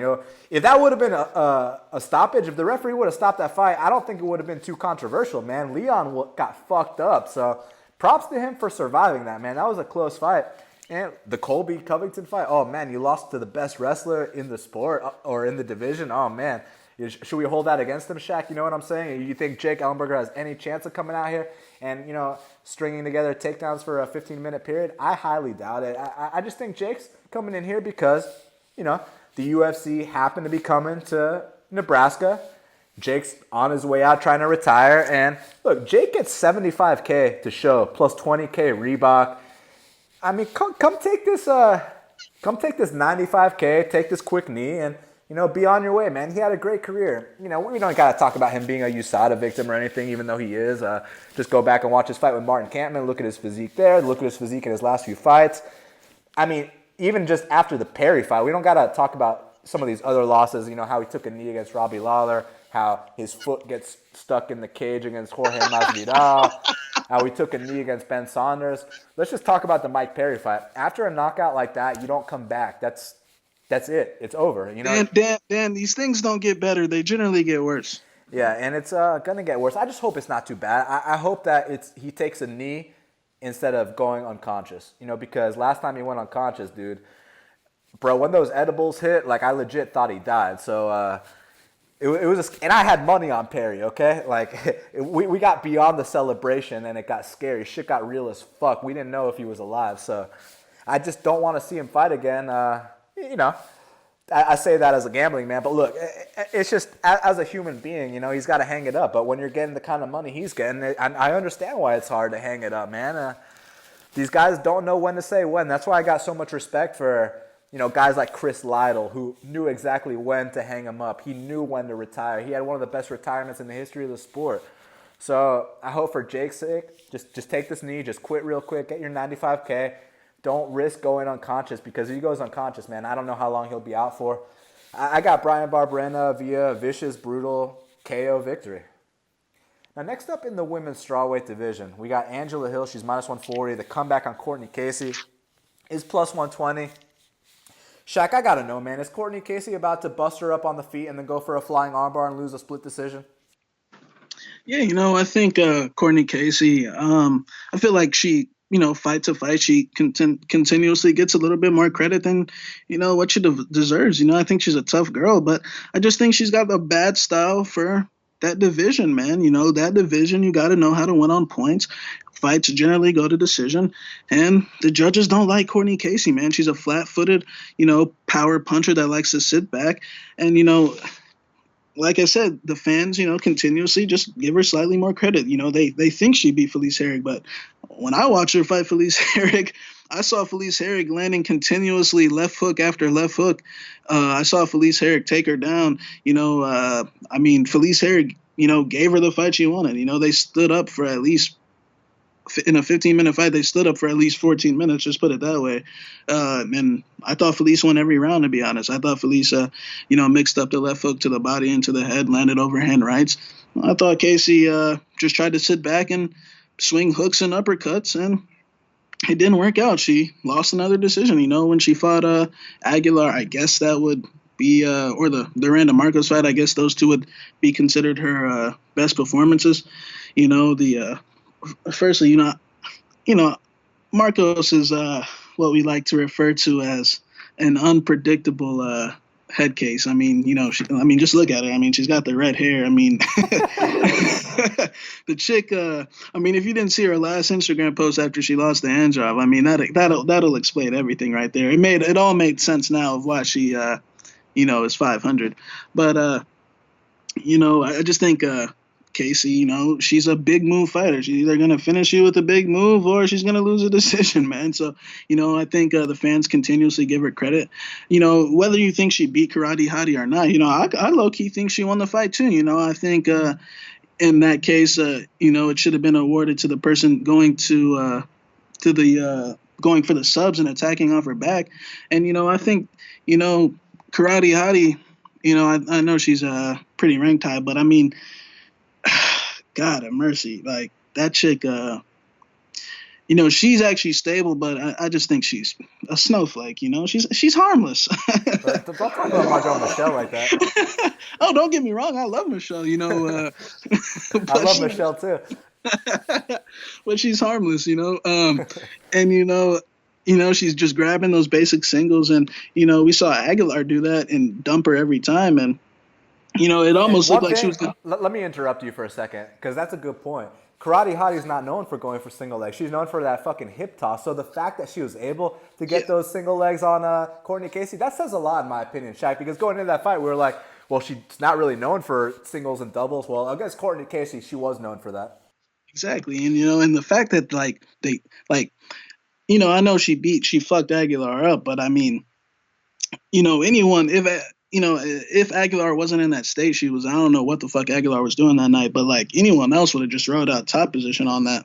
And she would have lost another close decision there. She gave up fucking over 5 takedowns. So, and like I said on the feed, she just likes to sit back. She doesn't really, everyone from the lab generally throws calf kicks. She's kind of incorporating it a little bit, but in my opinion, they're soft. She just likes to sit back, and all she throws is hooks and uppercuts. And, she thinks she wins every fight. She's what I like to call a split decision crier. Oh, I won this.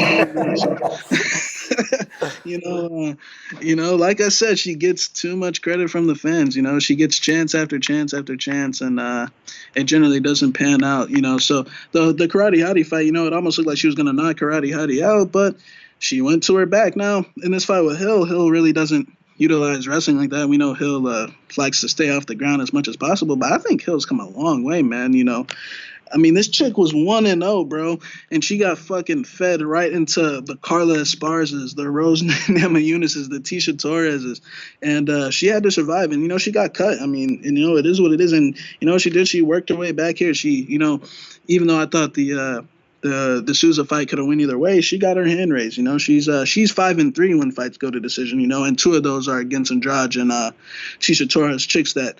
I know Tisha's lost her last 2 fights by decision, but we know what Tisha does. Joanne and Andrade. Yeah, we know what Tisha does when she fights the top 5. So, but everyone else, Tisha ain't losing no decisions against. I'll tell you that much.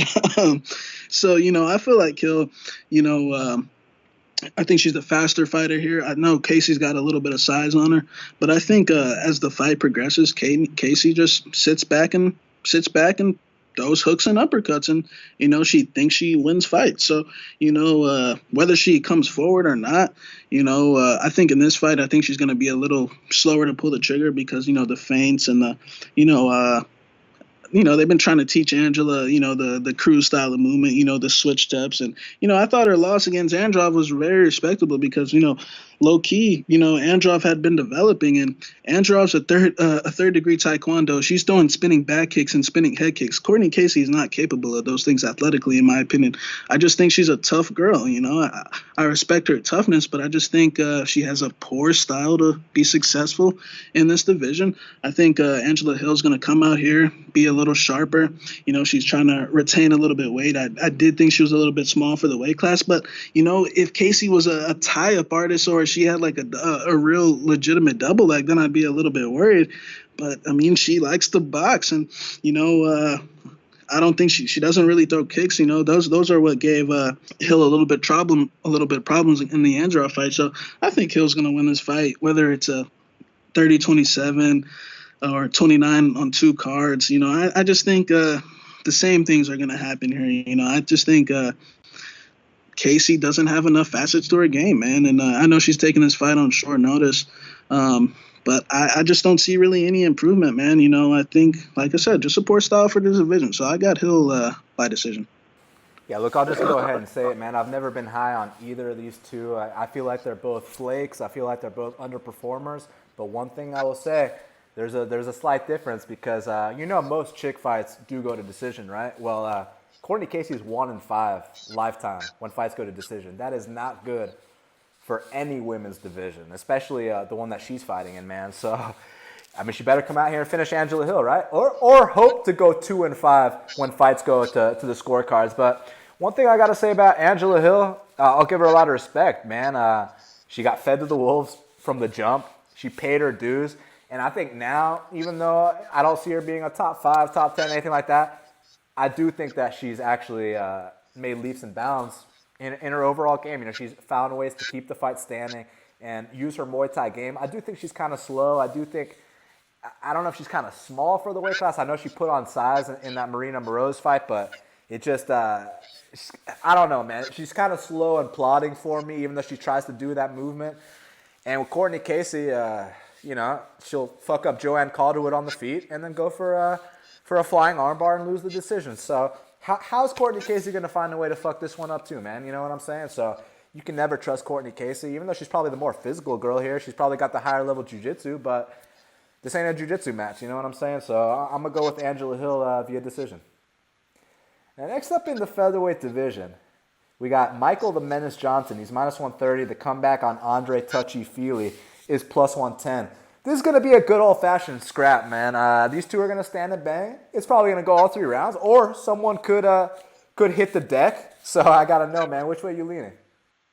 Yeah, Michael falling on hard times, like lost 5 out of his last 6, I think. I think that Khabib fight was, really bad. I felt like that fight could have got stopped, and I felt like, he got some years taken off his life because of that fight. Could have got stopped via ground and pound, you mean? Yeah. Then, the fight after that didn't do him any favors either. He got completely broken by Gaethje, but, he does have some solid wins on his resume. I don't think he's a quitter by any means, even though he kind of is a quitter, but that only comes when it hits the mat, on the feet. I mean, the guy will fight his ass off. He pushes the pace. He moves forward the entire time. Michael Johnson, he likes to come up short on his punches when he fights guys with range. We've seen it in the Beneil Dariush fight. I mean, when you ever seen Beneil Dariush sitting back and popping someone's head back? And, a lot of people think that was a robbery, but I respectfully disagree. I thought, it was close, but I thought Beneil won the fight. So then, he fought Diaz, and, same thing, coming up short on his punches, not using his kicks, trying to box a rangy guy, coming up short, around the same height as Fili. And then he fought Dustin Poirier, great fight. He knocked Dustin the fuck out. His back was against the wall, and, he came out swinging. I think they had some serious beef going in, so I thought he was a little bit more motivated for that one. And props to him. He floored Dustin out cold. So, and then the Khabib fight, like I mentioned, and then the Gaethje fight. Those two were really bad, man. And then he comes back against Elkins, and, you could either look at it 2 ways. You could say, man, he looked great the first round. He was fucking him up. But between you and me, I saw the same issues again. Who doesn't fuck up Elkins in the first round then? So, I'd really like to know who hasn't hurt Elkins the first round. So, you could either look at it the way I just said, or you could say he was fucking Elkins up the first round. So, I saw some of the same issues. I felt like Elkins was like even after the little storm, I felt like towards the end of that first round, you could kind of slowly start seeing it. And I felt Elkins was popping his head back with the jab too a little bit, man. I felt like Elkins came close on a couple of those high kicks as well. And the second the fight hit the mat, and another thing that me and you were talking about early in this week that I really didn't realize, when you actually get Michael Johnson, it's tough to get him to the mat because we know his hips are super fast, but things are happening that used to not happen to him, and it's happening fight to fight. So, but like you said, when you actually do get this guy to the mat, he really doesn't get back up. And then that's just a fact. I mean that's dating back to Miles Jury, way back in the day, Paul Sass, Reza Madadi, Elkins, Khabib, so it is. But now Philly, on the other hand, he had that reputation as a guy that can't win two fights in a row. I felt like he was a little bit. They didn't know really what his style was. They kind of, when he first started, made him feel like he had to be a striker. But in my opinion, he's a well-rounded fighter that can do everything. I feel like he's got some of the best reactionary takedowns in the game. And I feel like that's a little better in this fight because I feel like if you go and just try to shoot regular doubles on Michael Johnson, he's going to stuff those. I feel like you have to, reactionary time it, get him moving forward and then just duck under. So I feel like Fili's takedown game is going to suit against Michael a little better than a lot of other guys take down games like Benil, who was shooting from too far out, or, these other guys. So on the feet, as far as that concerns, Fili's got a good stick with a jab, but, he does like to get hit with the straight left at times. He's got that tall man defense. Now, you could either look at it two ways. I think tall guys, when they get hit, it looks really bad. But he does get hit, and I think he's got a solid chin. Artem tested that chin, and he was fine. Yahya Rodriguez tested that chin. I know he got knocked out, but I mean, what's Michael gonna do? Throw a jumping, spinning kick to the head? It's gonna be a good fight. Every time Fili fights southpaws, he generally floors them with right highs. Dating back to the Mowgli Benitez days, he floored that guy with the right head kick, and when he fought Artem, who's another southpaw, he floored him with a head kick. So, I think this one's gonna be a little tougher. I'm not gonna say MJ's done like some other people are saying. I still think he's got heart, at least when it comes to stand-up fighting.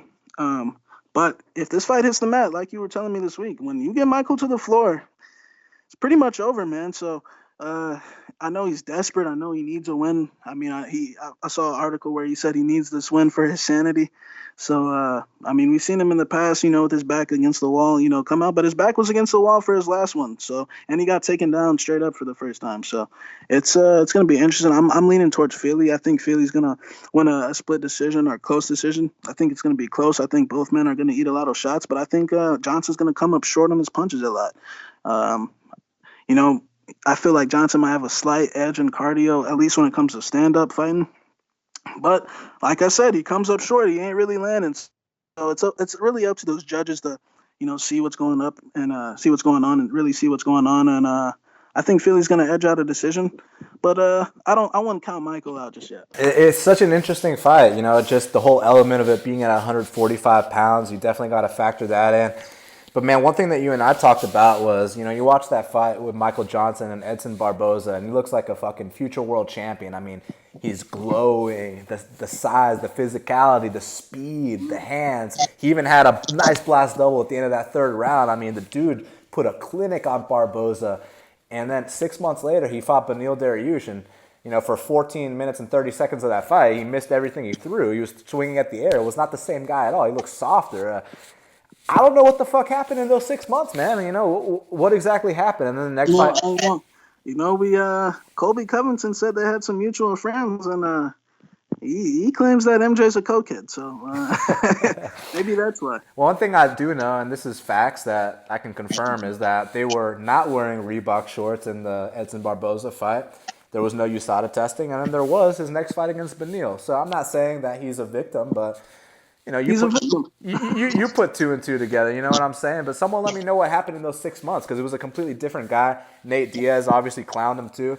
But then against Dustin Poirier, I do want to give him his credit for knocking out Poirier, because one doesn't simply do that. But, You mentioned to me earlier in the week, Shaq, that you heard an interview with Poirier, and Poirier said that he felt like he did all the work for Michael Johnson. You want to explain what he meant? Yeah, like we said with the previous fights before that, when MJ was fighting at range, he was coming up short on everything he threw. Now we know Dustin at the time at least, had a reputation of being, aggressive, trying to take heads off, and they were both talking a lot of shit before that. Things were being said, and Dustin let the words get to him, and he tried to take his head off, and it backfired, man.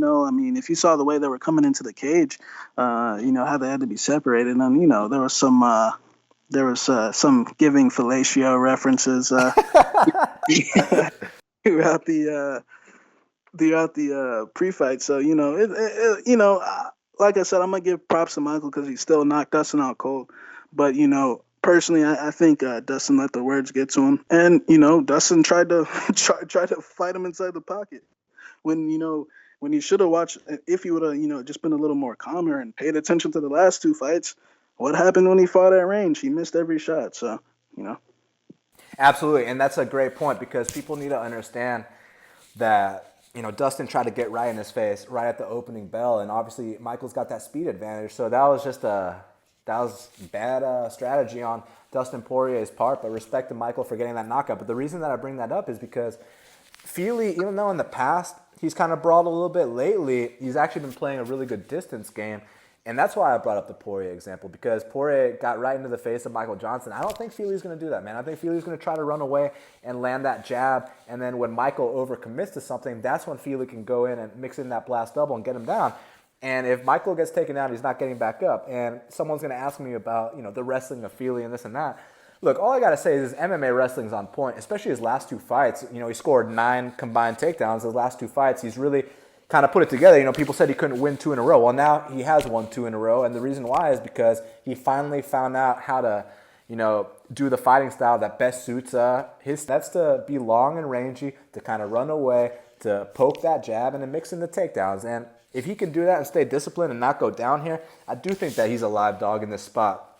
That being said, the issue that I have with Fili, I say the issue, but the area I think he could get exposed or caught or whatever is that, sometimes when those punches and bunches are coming, that chin does tend to, lift up in the air a little bit. And a guy like Michael Johnson, he's known for throwing punches and bunches. I mean, the guy, they call him Blackout in the gym for a reason. I know we haven't seen Blackout in a minute, but his back's up against the wall for this. He's a desperate man. He needs this so badly. Now, I personally would have liked to see him continue his ways at 155 pounds. I know he's kind of small for the weight class, but I thought that was one of the things that made him so special was that he's smaller, so therefore he's so much faster than everyone. And, you see the wins he's got on his resume. Now, people are going to act like the Tony Ferguson and Edson Barboza wins are irrelevant, but, it was just 2016 that he also beat Dustin Poirier. So, every couple of years he has that one performance where he's like, oh, fuck, like he's still a relevant guy. And then he'll go on to lose his next 2 fights. So this could be that spot where he comes out here and starches Fili. It's not going to surprise me.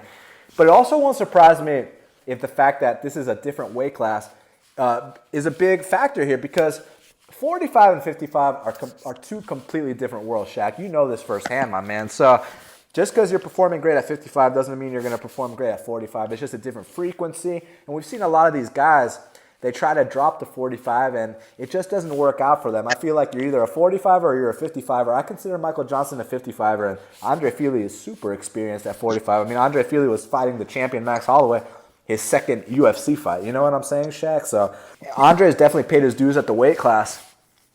I do see a path to victory for Michael Johnson. He's got to crowd Andre Fili. I know he's going to whiff on a couple of those punches and eat some jabs, but when he finally does land, he's got to put him down. He's got to seal the deal. He's got to finish him. So, man, tough fight to call. I think from a betting perspective, it's dog or pass for sure. Maybe take that shot on Fili and find out if he can jab and run and mix in takedowns. But from a pick perspective, I will go with Michael Johnson here. Somebody laid a big bet on Fili not too long ago. It's about to pick him now, so. Oh, shit. Let me see this shit. Okay, yeah. I see. Holy fuck. So as we were recording this podcast, it's Michael Johnson minus 115. Now it's Andre Fili minus 105. So someone did lay a big bet on Fili, and I wish you the best. I think at dog money, I think the value was on Fili. Just from a pure pick perspective, I'm going to go with Michael Johnson, though. But I wish everyone taking that shot the best of luck. Main event time. Lightweight division. Pivotal matchup right here. Justin the Highlight Gaethje. He's a plus 130 dog to James the Texecutioner Vick, who's a minus 150 favorite. Now, if you go back and you listen to my breakdown of Dustin Poirier versus Justin Gaethje, I predicted that this would be Justin Gaethje and James Vick's next fight. I said that after Justin Gaethje takes this knockout loss to Dustin Poirier, he'll be 1-2 in the UFC, and then he'll have to fight James Vick in a main event. So I gotta know, man, which way you leaning? Yeah, I think it's going to be a good fight. I'm really not putting too much emphasis on the trash talk on both sides. I'm putting the emphasis on the punch and kicks. I feel like personally, this whole Gaethje taking damage thing. Like I said, you can either look at it, like I said in the past, you can look at it two ways. I'm going to look at it at the way of everyone has a specific style. Guys have certain styles. Yahya is a jiu-jitsu fighter. I feel like Gaethje's more of a more advanced, Gritzmacher style. I feel like he wants you to try to knock him out. And, if you can, congratulations. If you can't, then, he's most likely going to break you. Now, we know Vick, he's more of a traditional boxer. He's incorporating a lot more kicks into his game lately with the side kicks to the head and the side kicks to the body to score points. And that's one thing I like about him. He knows how to score points, but I think Gaethje is I don't think he needs to change anything because, personally, I think his style is going to work against a lot of guys, man. I feel like a lot of guys are going to get sucked into trying to knock him out. And, some guys like Dustin Poirier, who has the most knockouts in lightweight history, are gonna knock him out. I thought Dustin won the first 2 rounds. Third round, not gonna lie, Dustin got his ass beat that third round. I mean, the striking rate with Gaethje, I respect him. His work rate is incredibly high, man. He whether you think he takes a lot of damage or not, he will make you work the entire 15 or 25 minutes. The guy was 18-0. Yeah, I agree. He fought guys that weren't UFC level, I guess. But I think to go 18-0 is something that needs to be respected to an extent. Of course, but I do agree he did fight some pardon shocks and some Buscapes and some Melvin Guillards and things like that. So I definitely agree with that. But I feel like, to be honest, his UFC stint, I feel like he's experienced more than Vick has. I feel like because when he fought MJ was number 5 coming off, a fight with Khabib. He fought Eddie, number 3, former champion, a guy who's been a champion in every promotion he's fought in. And he got knocked out by Poirier, who's on the path to a title shot right now. So even though he's hasn't really necessarily beaten those guys, I feel like he's experienced a higher level than Vick. Vick's got some solid wins. He knocked out Joe Duffy, he beat Polo Reyes, Trujillo, Trinaldo. So those are some good wins. Jake Matthews, his resume is solid, man. Personally, I think he, is a very good chance he could catch Gaethje up with something, up the middle, a knee, an uppercut, something like that, because we know Gaethje likes to duck his head down to throw that low kick to put some whip on it. But, like I said, I'm not going to rag on Gaethje too much, man. I got a lot of respect for the guy. I think I've never seen Gaethje really fight at range. Pretty much all his fights are in front of you in the phone book, but at the same time, he ain't never fought no one that's 6'3", so it's kind of hard to gauge, And I also feel Vick's a riser to the occasion. He the Joe Duffy fight, he was a big underdog, and people were saying he was going to get knocked out and this and that, and he ended up flooring Joe Duffy. But I definitely have some concerns. I noticed that Joe Duffy, when he low kicked him one time, he fell to the ground. And I also feel like I said, they're solid wins, but I feel like there's a little mental difference in those guys than there is with Gaethje. I feel like Gaethje's a little bit more willing to sacrifice himself. Like I said, I respect those wins, but no offense to Joe Duffy, but like, what the fuck has Joe Duffy ever done? You know, he's beaten a bunch of snowflakes. He finished Conor McGregor. Yeah, you know, congrats to him. Let's act like that's the same Conor McGregor. You know, you know, he beat Perez. I think Perez hits hard, but you know, Perez will never touch that top 15 in his life. You know, Trinaldo is probably, you know, his best win. Trinaldo's 40 years old. Great win, you know, but I thought he progressively slowed down from the end of the first round. You know, second round, you know, the side kicks to the body. But personally, I don't think those techniques are going to be effective here. You know, I think this fight's going to be contested in a phone booth. And I do have concerns that Vick can fight in a phone booth at a high rate. You know, I know he's going to crack Gaethje several times, but I feel like I'm not sure if his legs are strong enough as the guy, at least the last two guys Gaethje's fought. And I feel like you know, if the fight ends early, it's probably going to go Vick's way. But I do think if the fight gets extended, it's going to go Gaethje's way. So you know, I am leaning Gaethje's way. I'm going to say Gaethje by like fourth or fifth round TKO. I don't think he needs to use his wrestling at all. I think that's a bunch of bullshit. Like I said, I wouldn't be shocked if Vick caught him with something up the middle. But I personally, I don't think Vick's going to be able to keep the high rate needed to win this fight. You know, I think, you know, he could definitely catch him with something, but if he doesn't catch him, I think it's going to go Gaethje's way. I think Dustin Poirier had to throw over 300 punches to get this motherfucker down. You know what I'm saying? So I think the kid was 18-0, and he lost to Eddie Alvarez, you know, a former world champion in a great fight. You know, the issue with that fight is he slowed down a little bit. You know, he kind of gassed out, you know. And I feel like he made the adjustment his next fight because, as you can see, he was kind of starting to build up a little bit. But he got knocked out. So, you know, it's going to be interesting.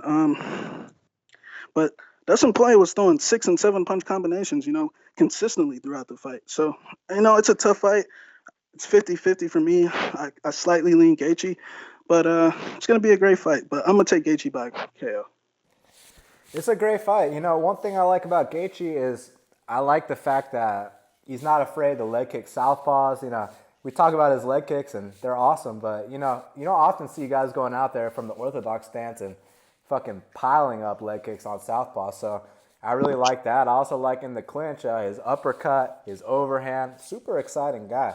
You know, he's eaten more head strikes in his 3 UFC fights than Vick has in all 10 of his UFC fights.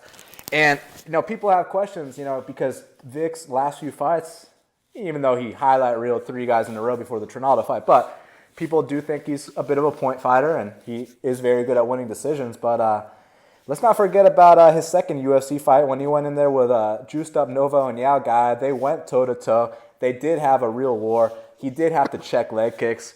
So, and he did have to have his heart tested. I mean, his shin fractured in the first round, and he still went out there and won the decision, got 130-27. So, I know Vick can dig deep if he needs to. Also, look at his one UFC loss. I mean, the guy got dropped. The ground and pound was vicious. He could have just covered up and let the ref intervene, but he gets back up to his feet, even lands a hard knee in the clinch. But eventually, you know, he was too rocked to recover, and Beneil put the finishing touches on him. But Vick's heart is not in question for me at all. I know this guy's a dog, and I mean, you know, just go back to the Ultimate Fighter, watch his fucking fight with Proctor if you want to see him get into a brawl, or watch his fight with Lazaro too. But now it's a step up in competition. I know I brought up a couple dudes that aren't in the UFC, but so what? Gaethje was fighting a bunch of bums too, so you know, it is what it is. Now we can talk about the Poirier and Alvarez fights. They were both incredible fights. Eddie Alvarez and Poirier both beat him at his own game. They both beat him in a brawl, and they both they had to throw serious volume, both of them, to beat him, which was really interesting. And I feel like Vick's fight with Trinaldo, you know, firstly, his physique after the Beneil fight, man, he's definitely put on a lot of size, and I feel like his weight cuts went smoother the 3 fights after the Beneil fight.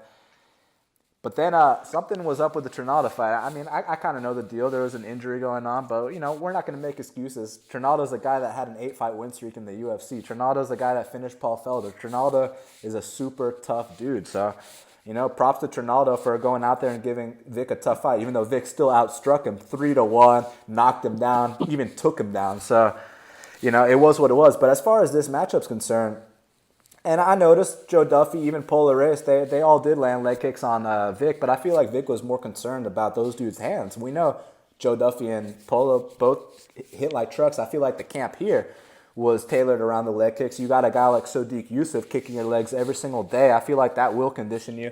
And plus, the checks, the counters, I know he's been practicing those. So, it'd be interesting to see if Gaethje can slow down the movement by piling up those leg kicks and then turning it into that phone booth fight that you were referring to. But I don't have questions about if Vick can fight in a phone booth. Just go watch the Lazaro fight. He can be in a serious 3-round brawl. And this is a 5-round fight. The question I have actually is Gaethje, and I do question the damage meter because, I know he fought 2 great guys, but hey, those 2 great guys gave him a fucking serious concussion, man. And those 2 guys set significant strike records on this guy's face, man. So, that shit really happened. And Vick doesn't really take that much damage. He won 9 out of 10 fights. Look, let him take that 1 loss. You know what I'm saying? 90% win rate. So now we got to take this step up in competition. It's a great fight. I think one thing I noticed in Gaethje's fights is that his hands are on his legs by the 2nd round in almost all these fights. He does have a bit of a gas tank issue, but he doesn't have a heart issue at all. He will dig deep. And in that 3rd round against Poirier, he did land some nice kicks. Poirier was starting to slow down, but Poirier timed those leg kicks so nicely with his counters, and then by the 4th round, he had that straight left on point, landed it in under a minute, put him out. And now Gaethje's coming back without hardly any time off, and he's got this tough matchup in Vick, a guy who I don't believe is going to come out here and brawl with him. I believe he's going to try to pick him apart and then land a big shot as Gaethje tries to take a risk to finish the fight. However, worst case scenario, if it does turn into a brawl, I do have proof and evidence that Vick is more than capable of winning a brawl and that he does have serious heart and that he can overcome adversity. I don't see this being like the Trinaldo fight. Trinaldo's a southpaw, and I will go on record and say that historically southpaws have given Vick his toughest matchups to date. That's just facts. So, man, I know he knows how to check kicks, bro. Watch the Lazaro fight where he actually was preparing to check kicks. I know against like I said, against Joe Duffy and Pola, the thing you're most worried about with those 2 guys is their punching power. So I don't think he was focusing too much on the kicks there. But I think with this guy, Gaethje, he knows what's coming, and he's prepared specific techniques. I think he's going to have the right game plan. I think he's going to catch Gaethje somewhere along the way. I'm going to go with a 3rd round knockout. And I think that this will be one of many main events for James Vick. And even though Gaethje's going to get off to a 1-3 start in his UFC career, I look forward to seeing him come back and beat some other dudes because I know he's going to break guys in there, man. I know how good Gaethje is. He's one of the most exciting guys to watch.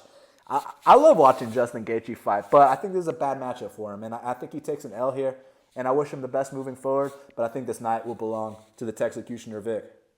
Well, now we got to hit up Kyle Marley for the Big Marley Minute. Kyle Marley, how's it going, man? Not bad, man. Glad this break is over, and we have some UFC back in our lives. Yes, sir. It's time to get down to business. The Big Marley Minute is back, and what a way to kick things off after this break. This main event between James Vick and Justin Gaethje. I mean, these 2 have been going back and forth. This fight's been a long time coming. Now they're finally going to meet. Which way you going? I'm going to have to go with your boy Vick here. Man, the punishment Gaethje has just been taking his whole career is just so insane, and we knew it was going to give away at some point. And I think Vick just has a good style to put him away eventually with his length and his solid boxing. He also has a solid ground game as well if Gaethje finally did decide to use his wrestling. So I think you got to lean Vick in pretty much every area except for output. I mean, nobody puts out as much output as Justin Gaethje. But at the same time, that's going to help Vick as well because Vick's not just going to stand there and take the punishment. He's going to be punching back. Gaethje absorbs over 10 punches per minute, and he only lands less than 9. So that's going to up Vick's aggression as well. So this is just a clear stack and cash in my opinion. I'm going to have both guys in GPPs for sure.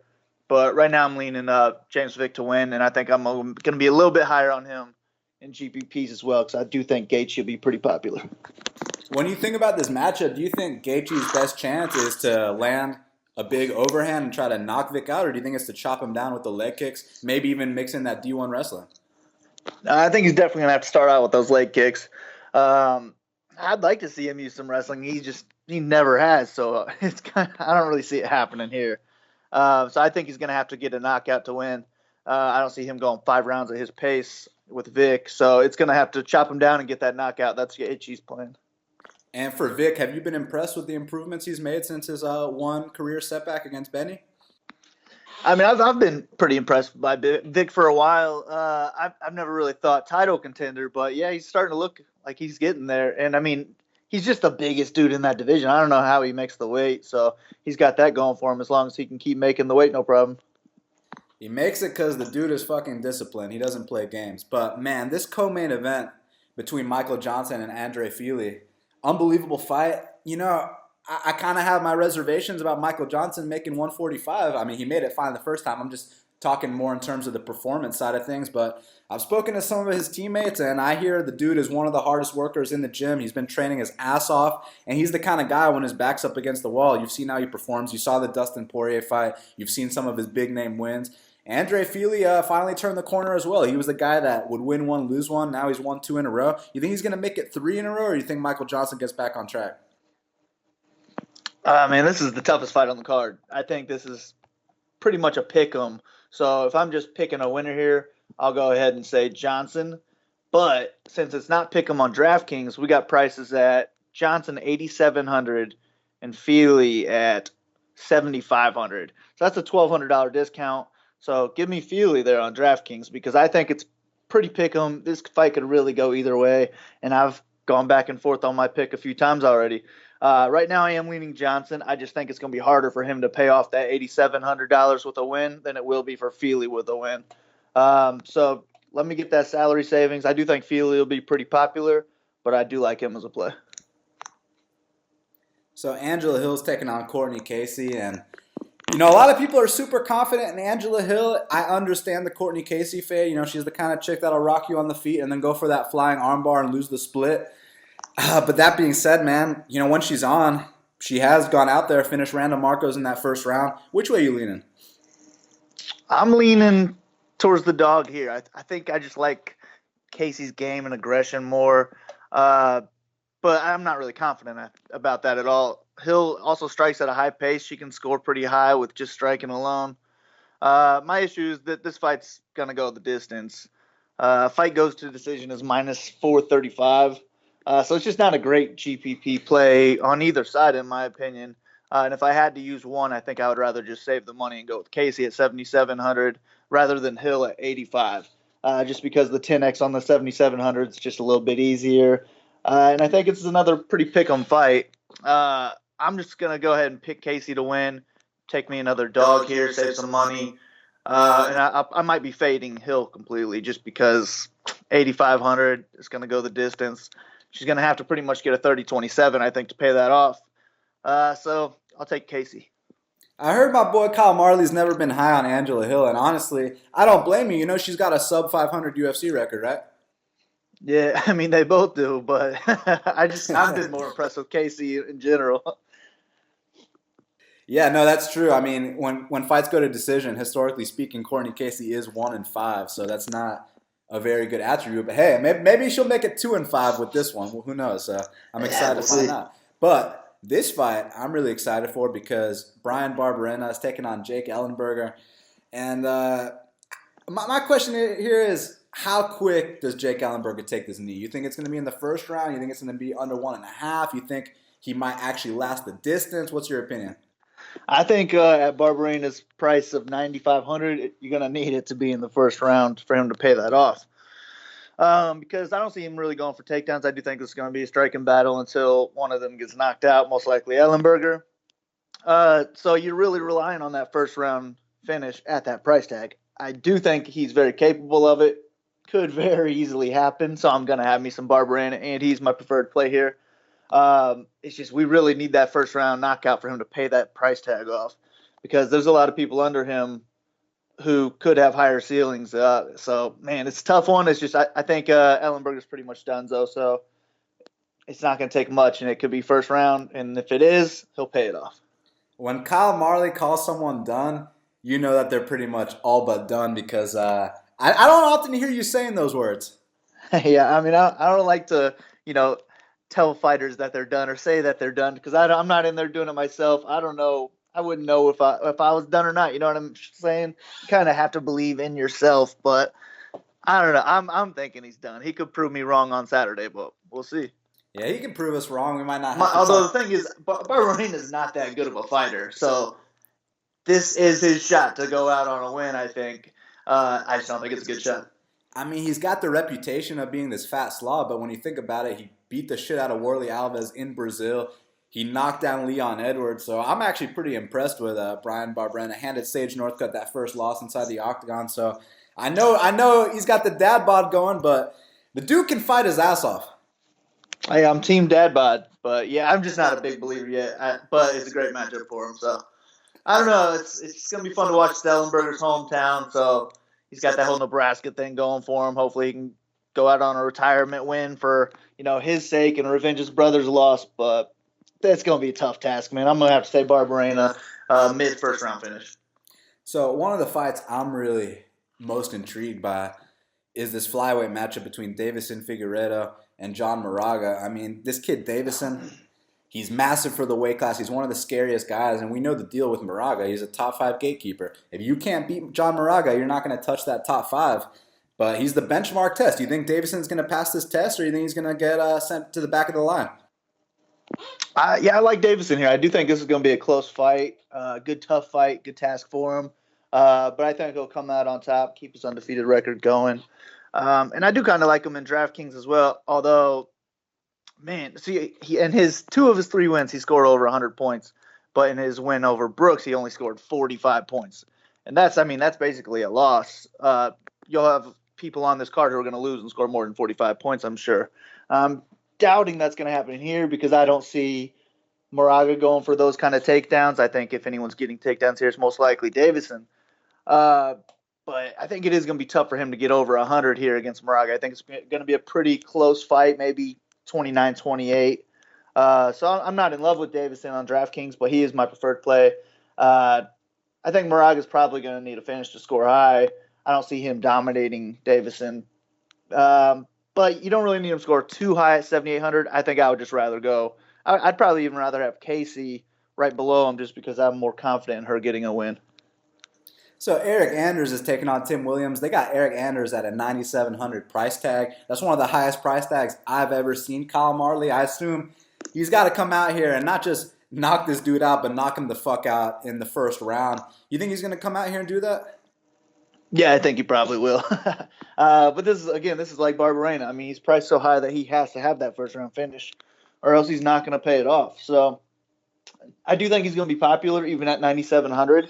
So it could be worth fading him in some tournaments. But I just think the most likely outcome is him getting a first round finish. So I see him and Barberena getting over 100 points with the knockdowns and knockouts. So you can really use either one. I'm not sure which one has the higher ceiling. I'm gonna guess. I'm gonna say Anders just because I'm more confident in him getting the win, I guess.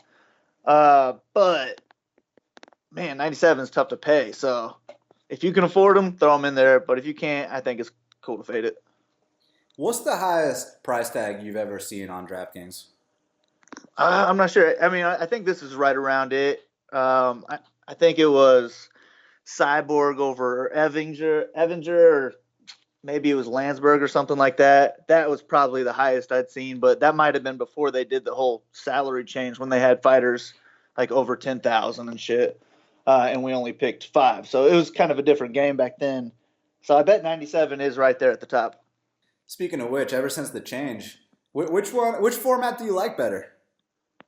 Oh, man, I don't know. It's been so long since that first one. I feel like at the start I liked the old one more, but now I'm so used to this that I like the new one. I don't know. I think they could use another format as well. I think they should do a captain spot where you have one person, you pay a little bit more on their price tag, but you get 1.5 their points.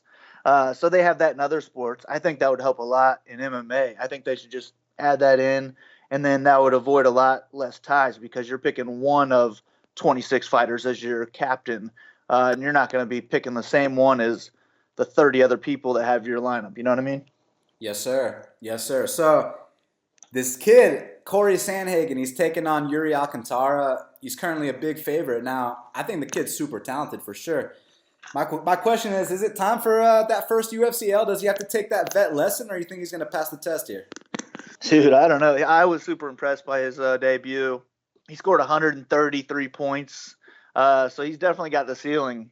But Alcantara is no joke. I've always been high on Alcantara. I think on a good day he can fight anybody in this division and hang with them. So I think this is a tough task here. And at $9,000 that you're paying for Sandhagen, man, if you can afford it, I'm cool with it. I don't hate him as a play, but I also don't hate Alcantara. I think I'm going to be pretty even on this one, though. Alcantara could get this win for sure. He could beat anybody, like I said. And Sandhagen's only had one fight in the UFC against Austin Arnett, so it's not really that great of a win, even though he looked amazing doing it. So I'd probably rather save the money if I'm going to make one lineup and I'm throwing somebody in this, and I'd rather go ahead and take Alcantara. But I'm going to be using both of them in GPPs. I'll stay away in cash, I'm sure. I mean, between you and me, Kyle, if Yuri Alcantara fought Austin Arnett, he'd also score 130 points. Yeah, I'd agree.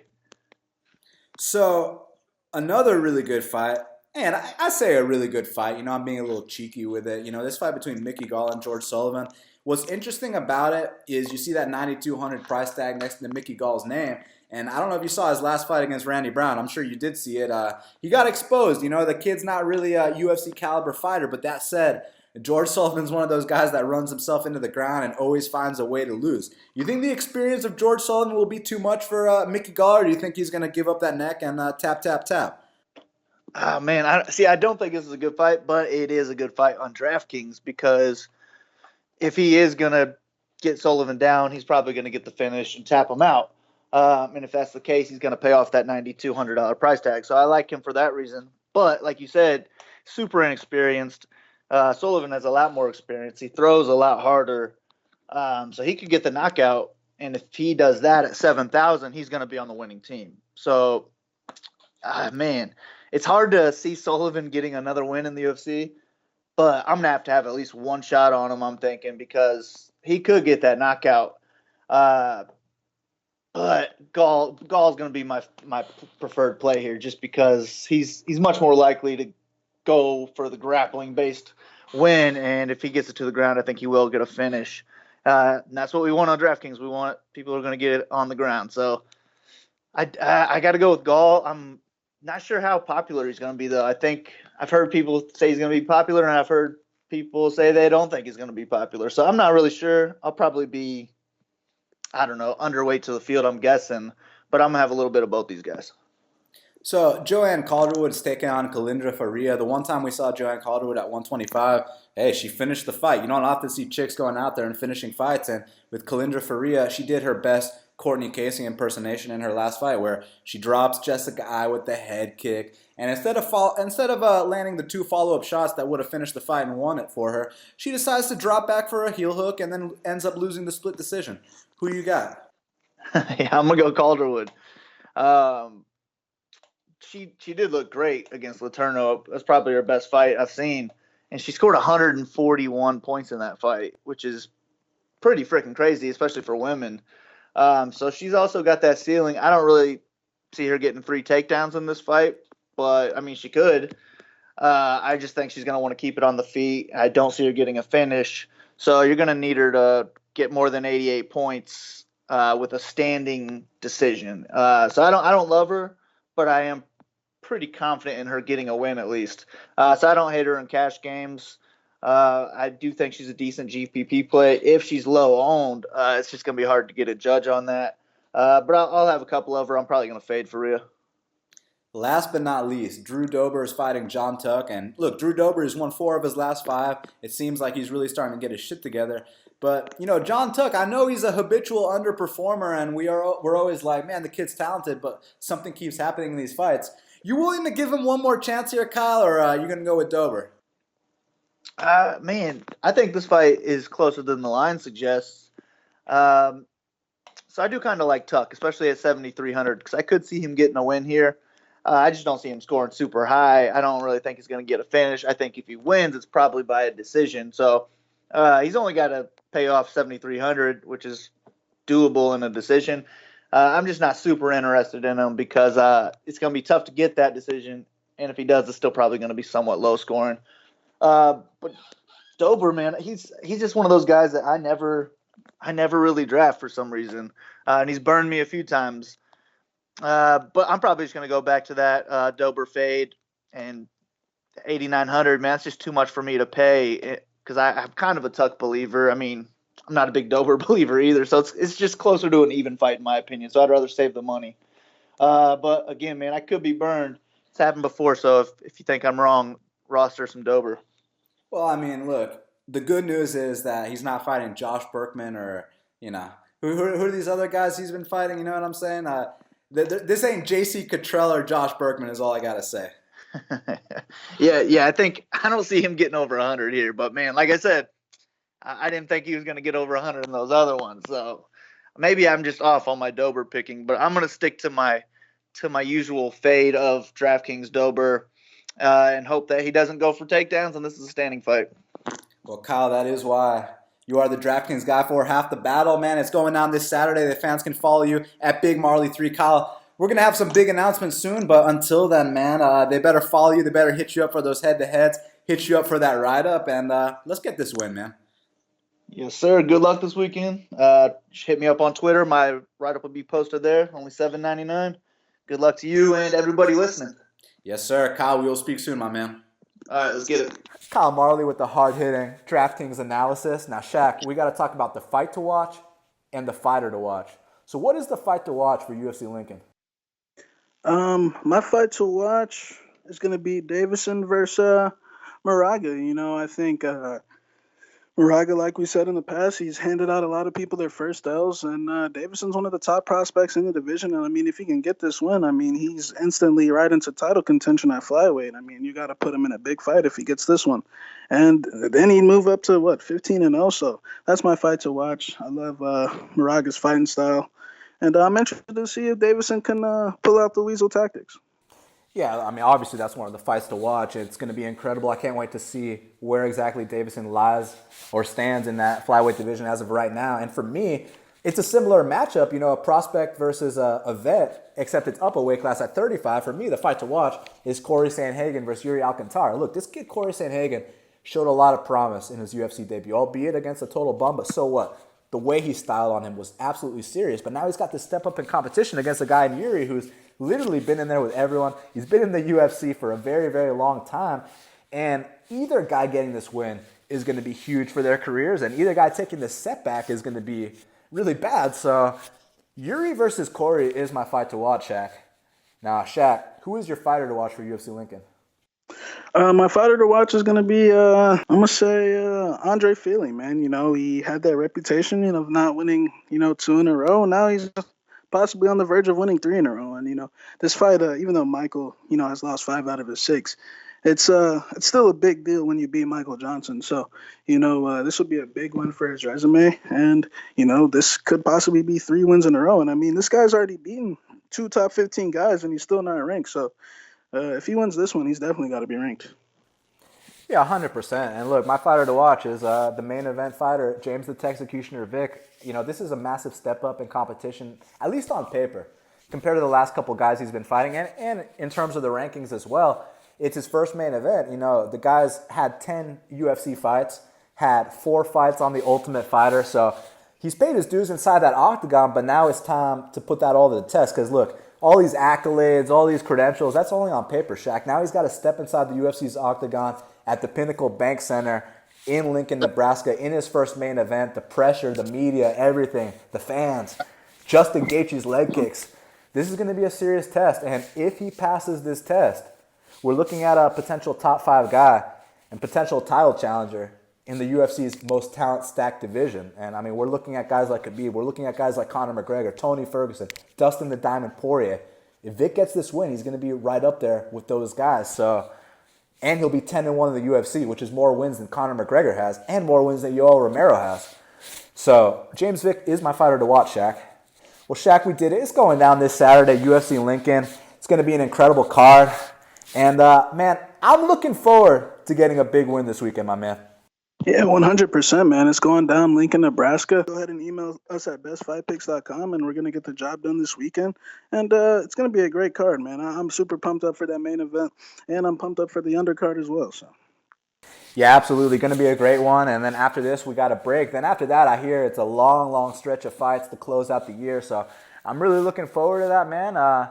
Some great fights on the horizon. You know, some fights still that they haven't announced yet that are going to be super, super serious. I hear my boy Johnny Bones Jones might be making that return to MSG, possibly against Alexander Gustafsson for the interim title. We'll find out what happens. So I'm excited about that. Fans can follow me at Best Fight Picks, follow Shaq at MMA Genius 05, follow our Instagram at Best Fight Picks Official, subscribe to Half the Battle on iTunes, SoundCloud, YouTube, and Stitcher, hook up those 5-star reviews on iTunes, sign up to Best Fight Picks at bestfightpicks.com, and until the next time, let's cash these bets.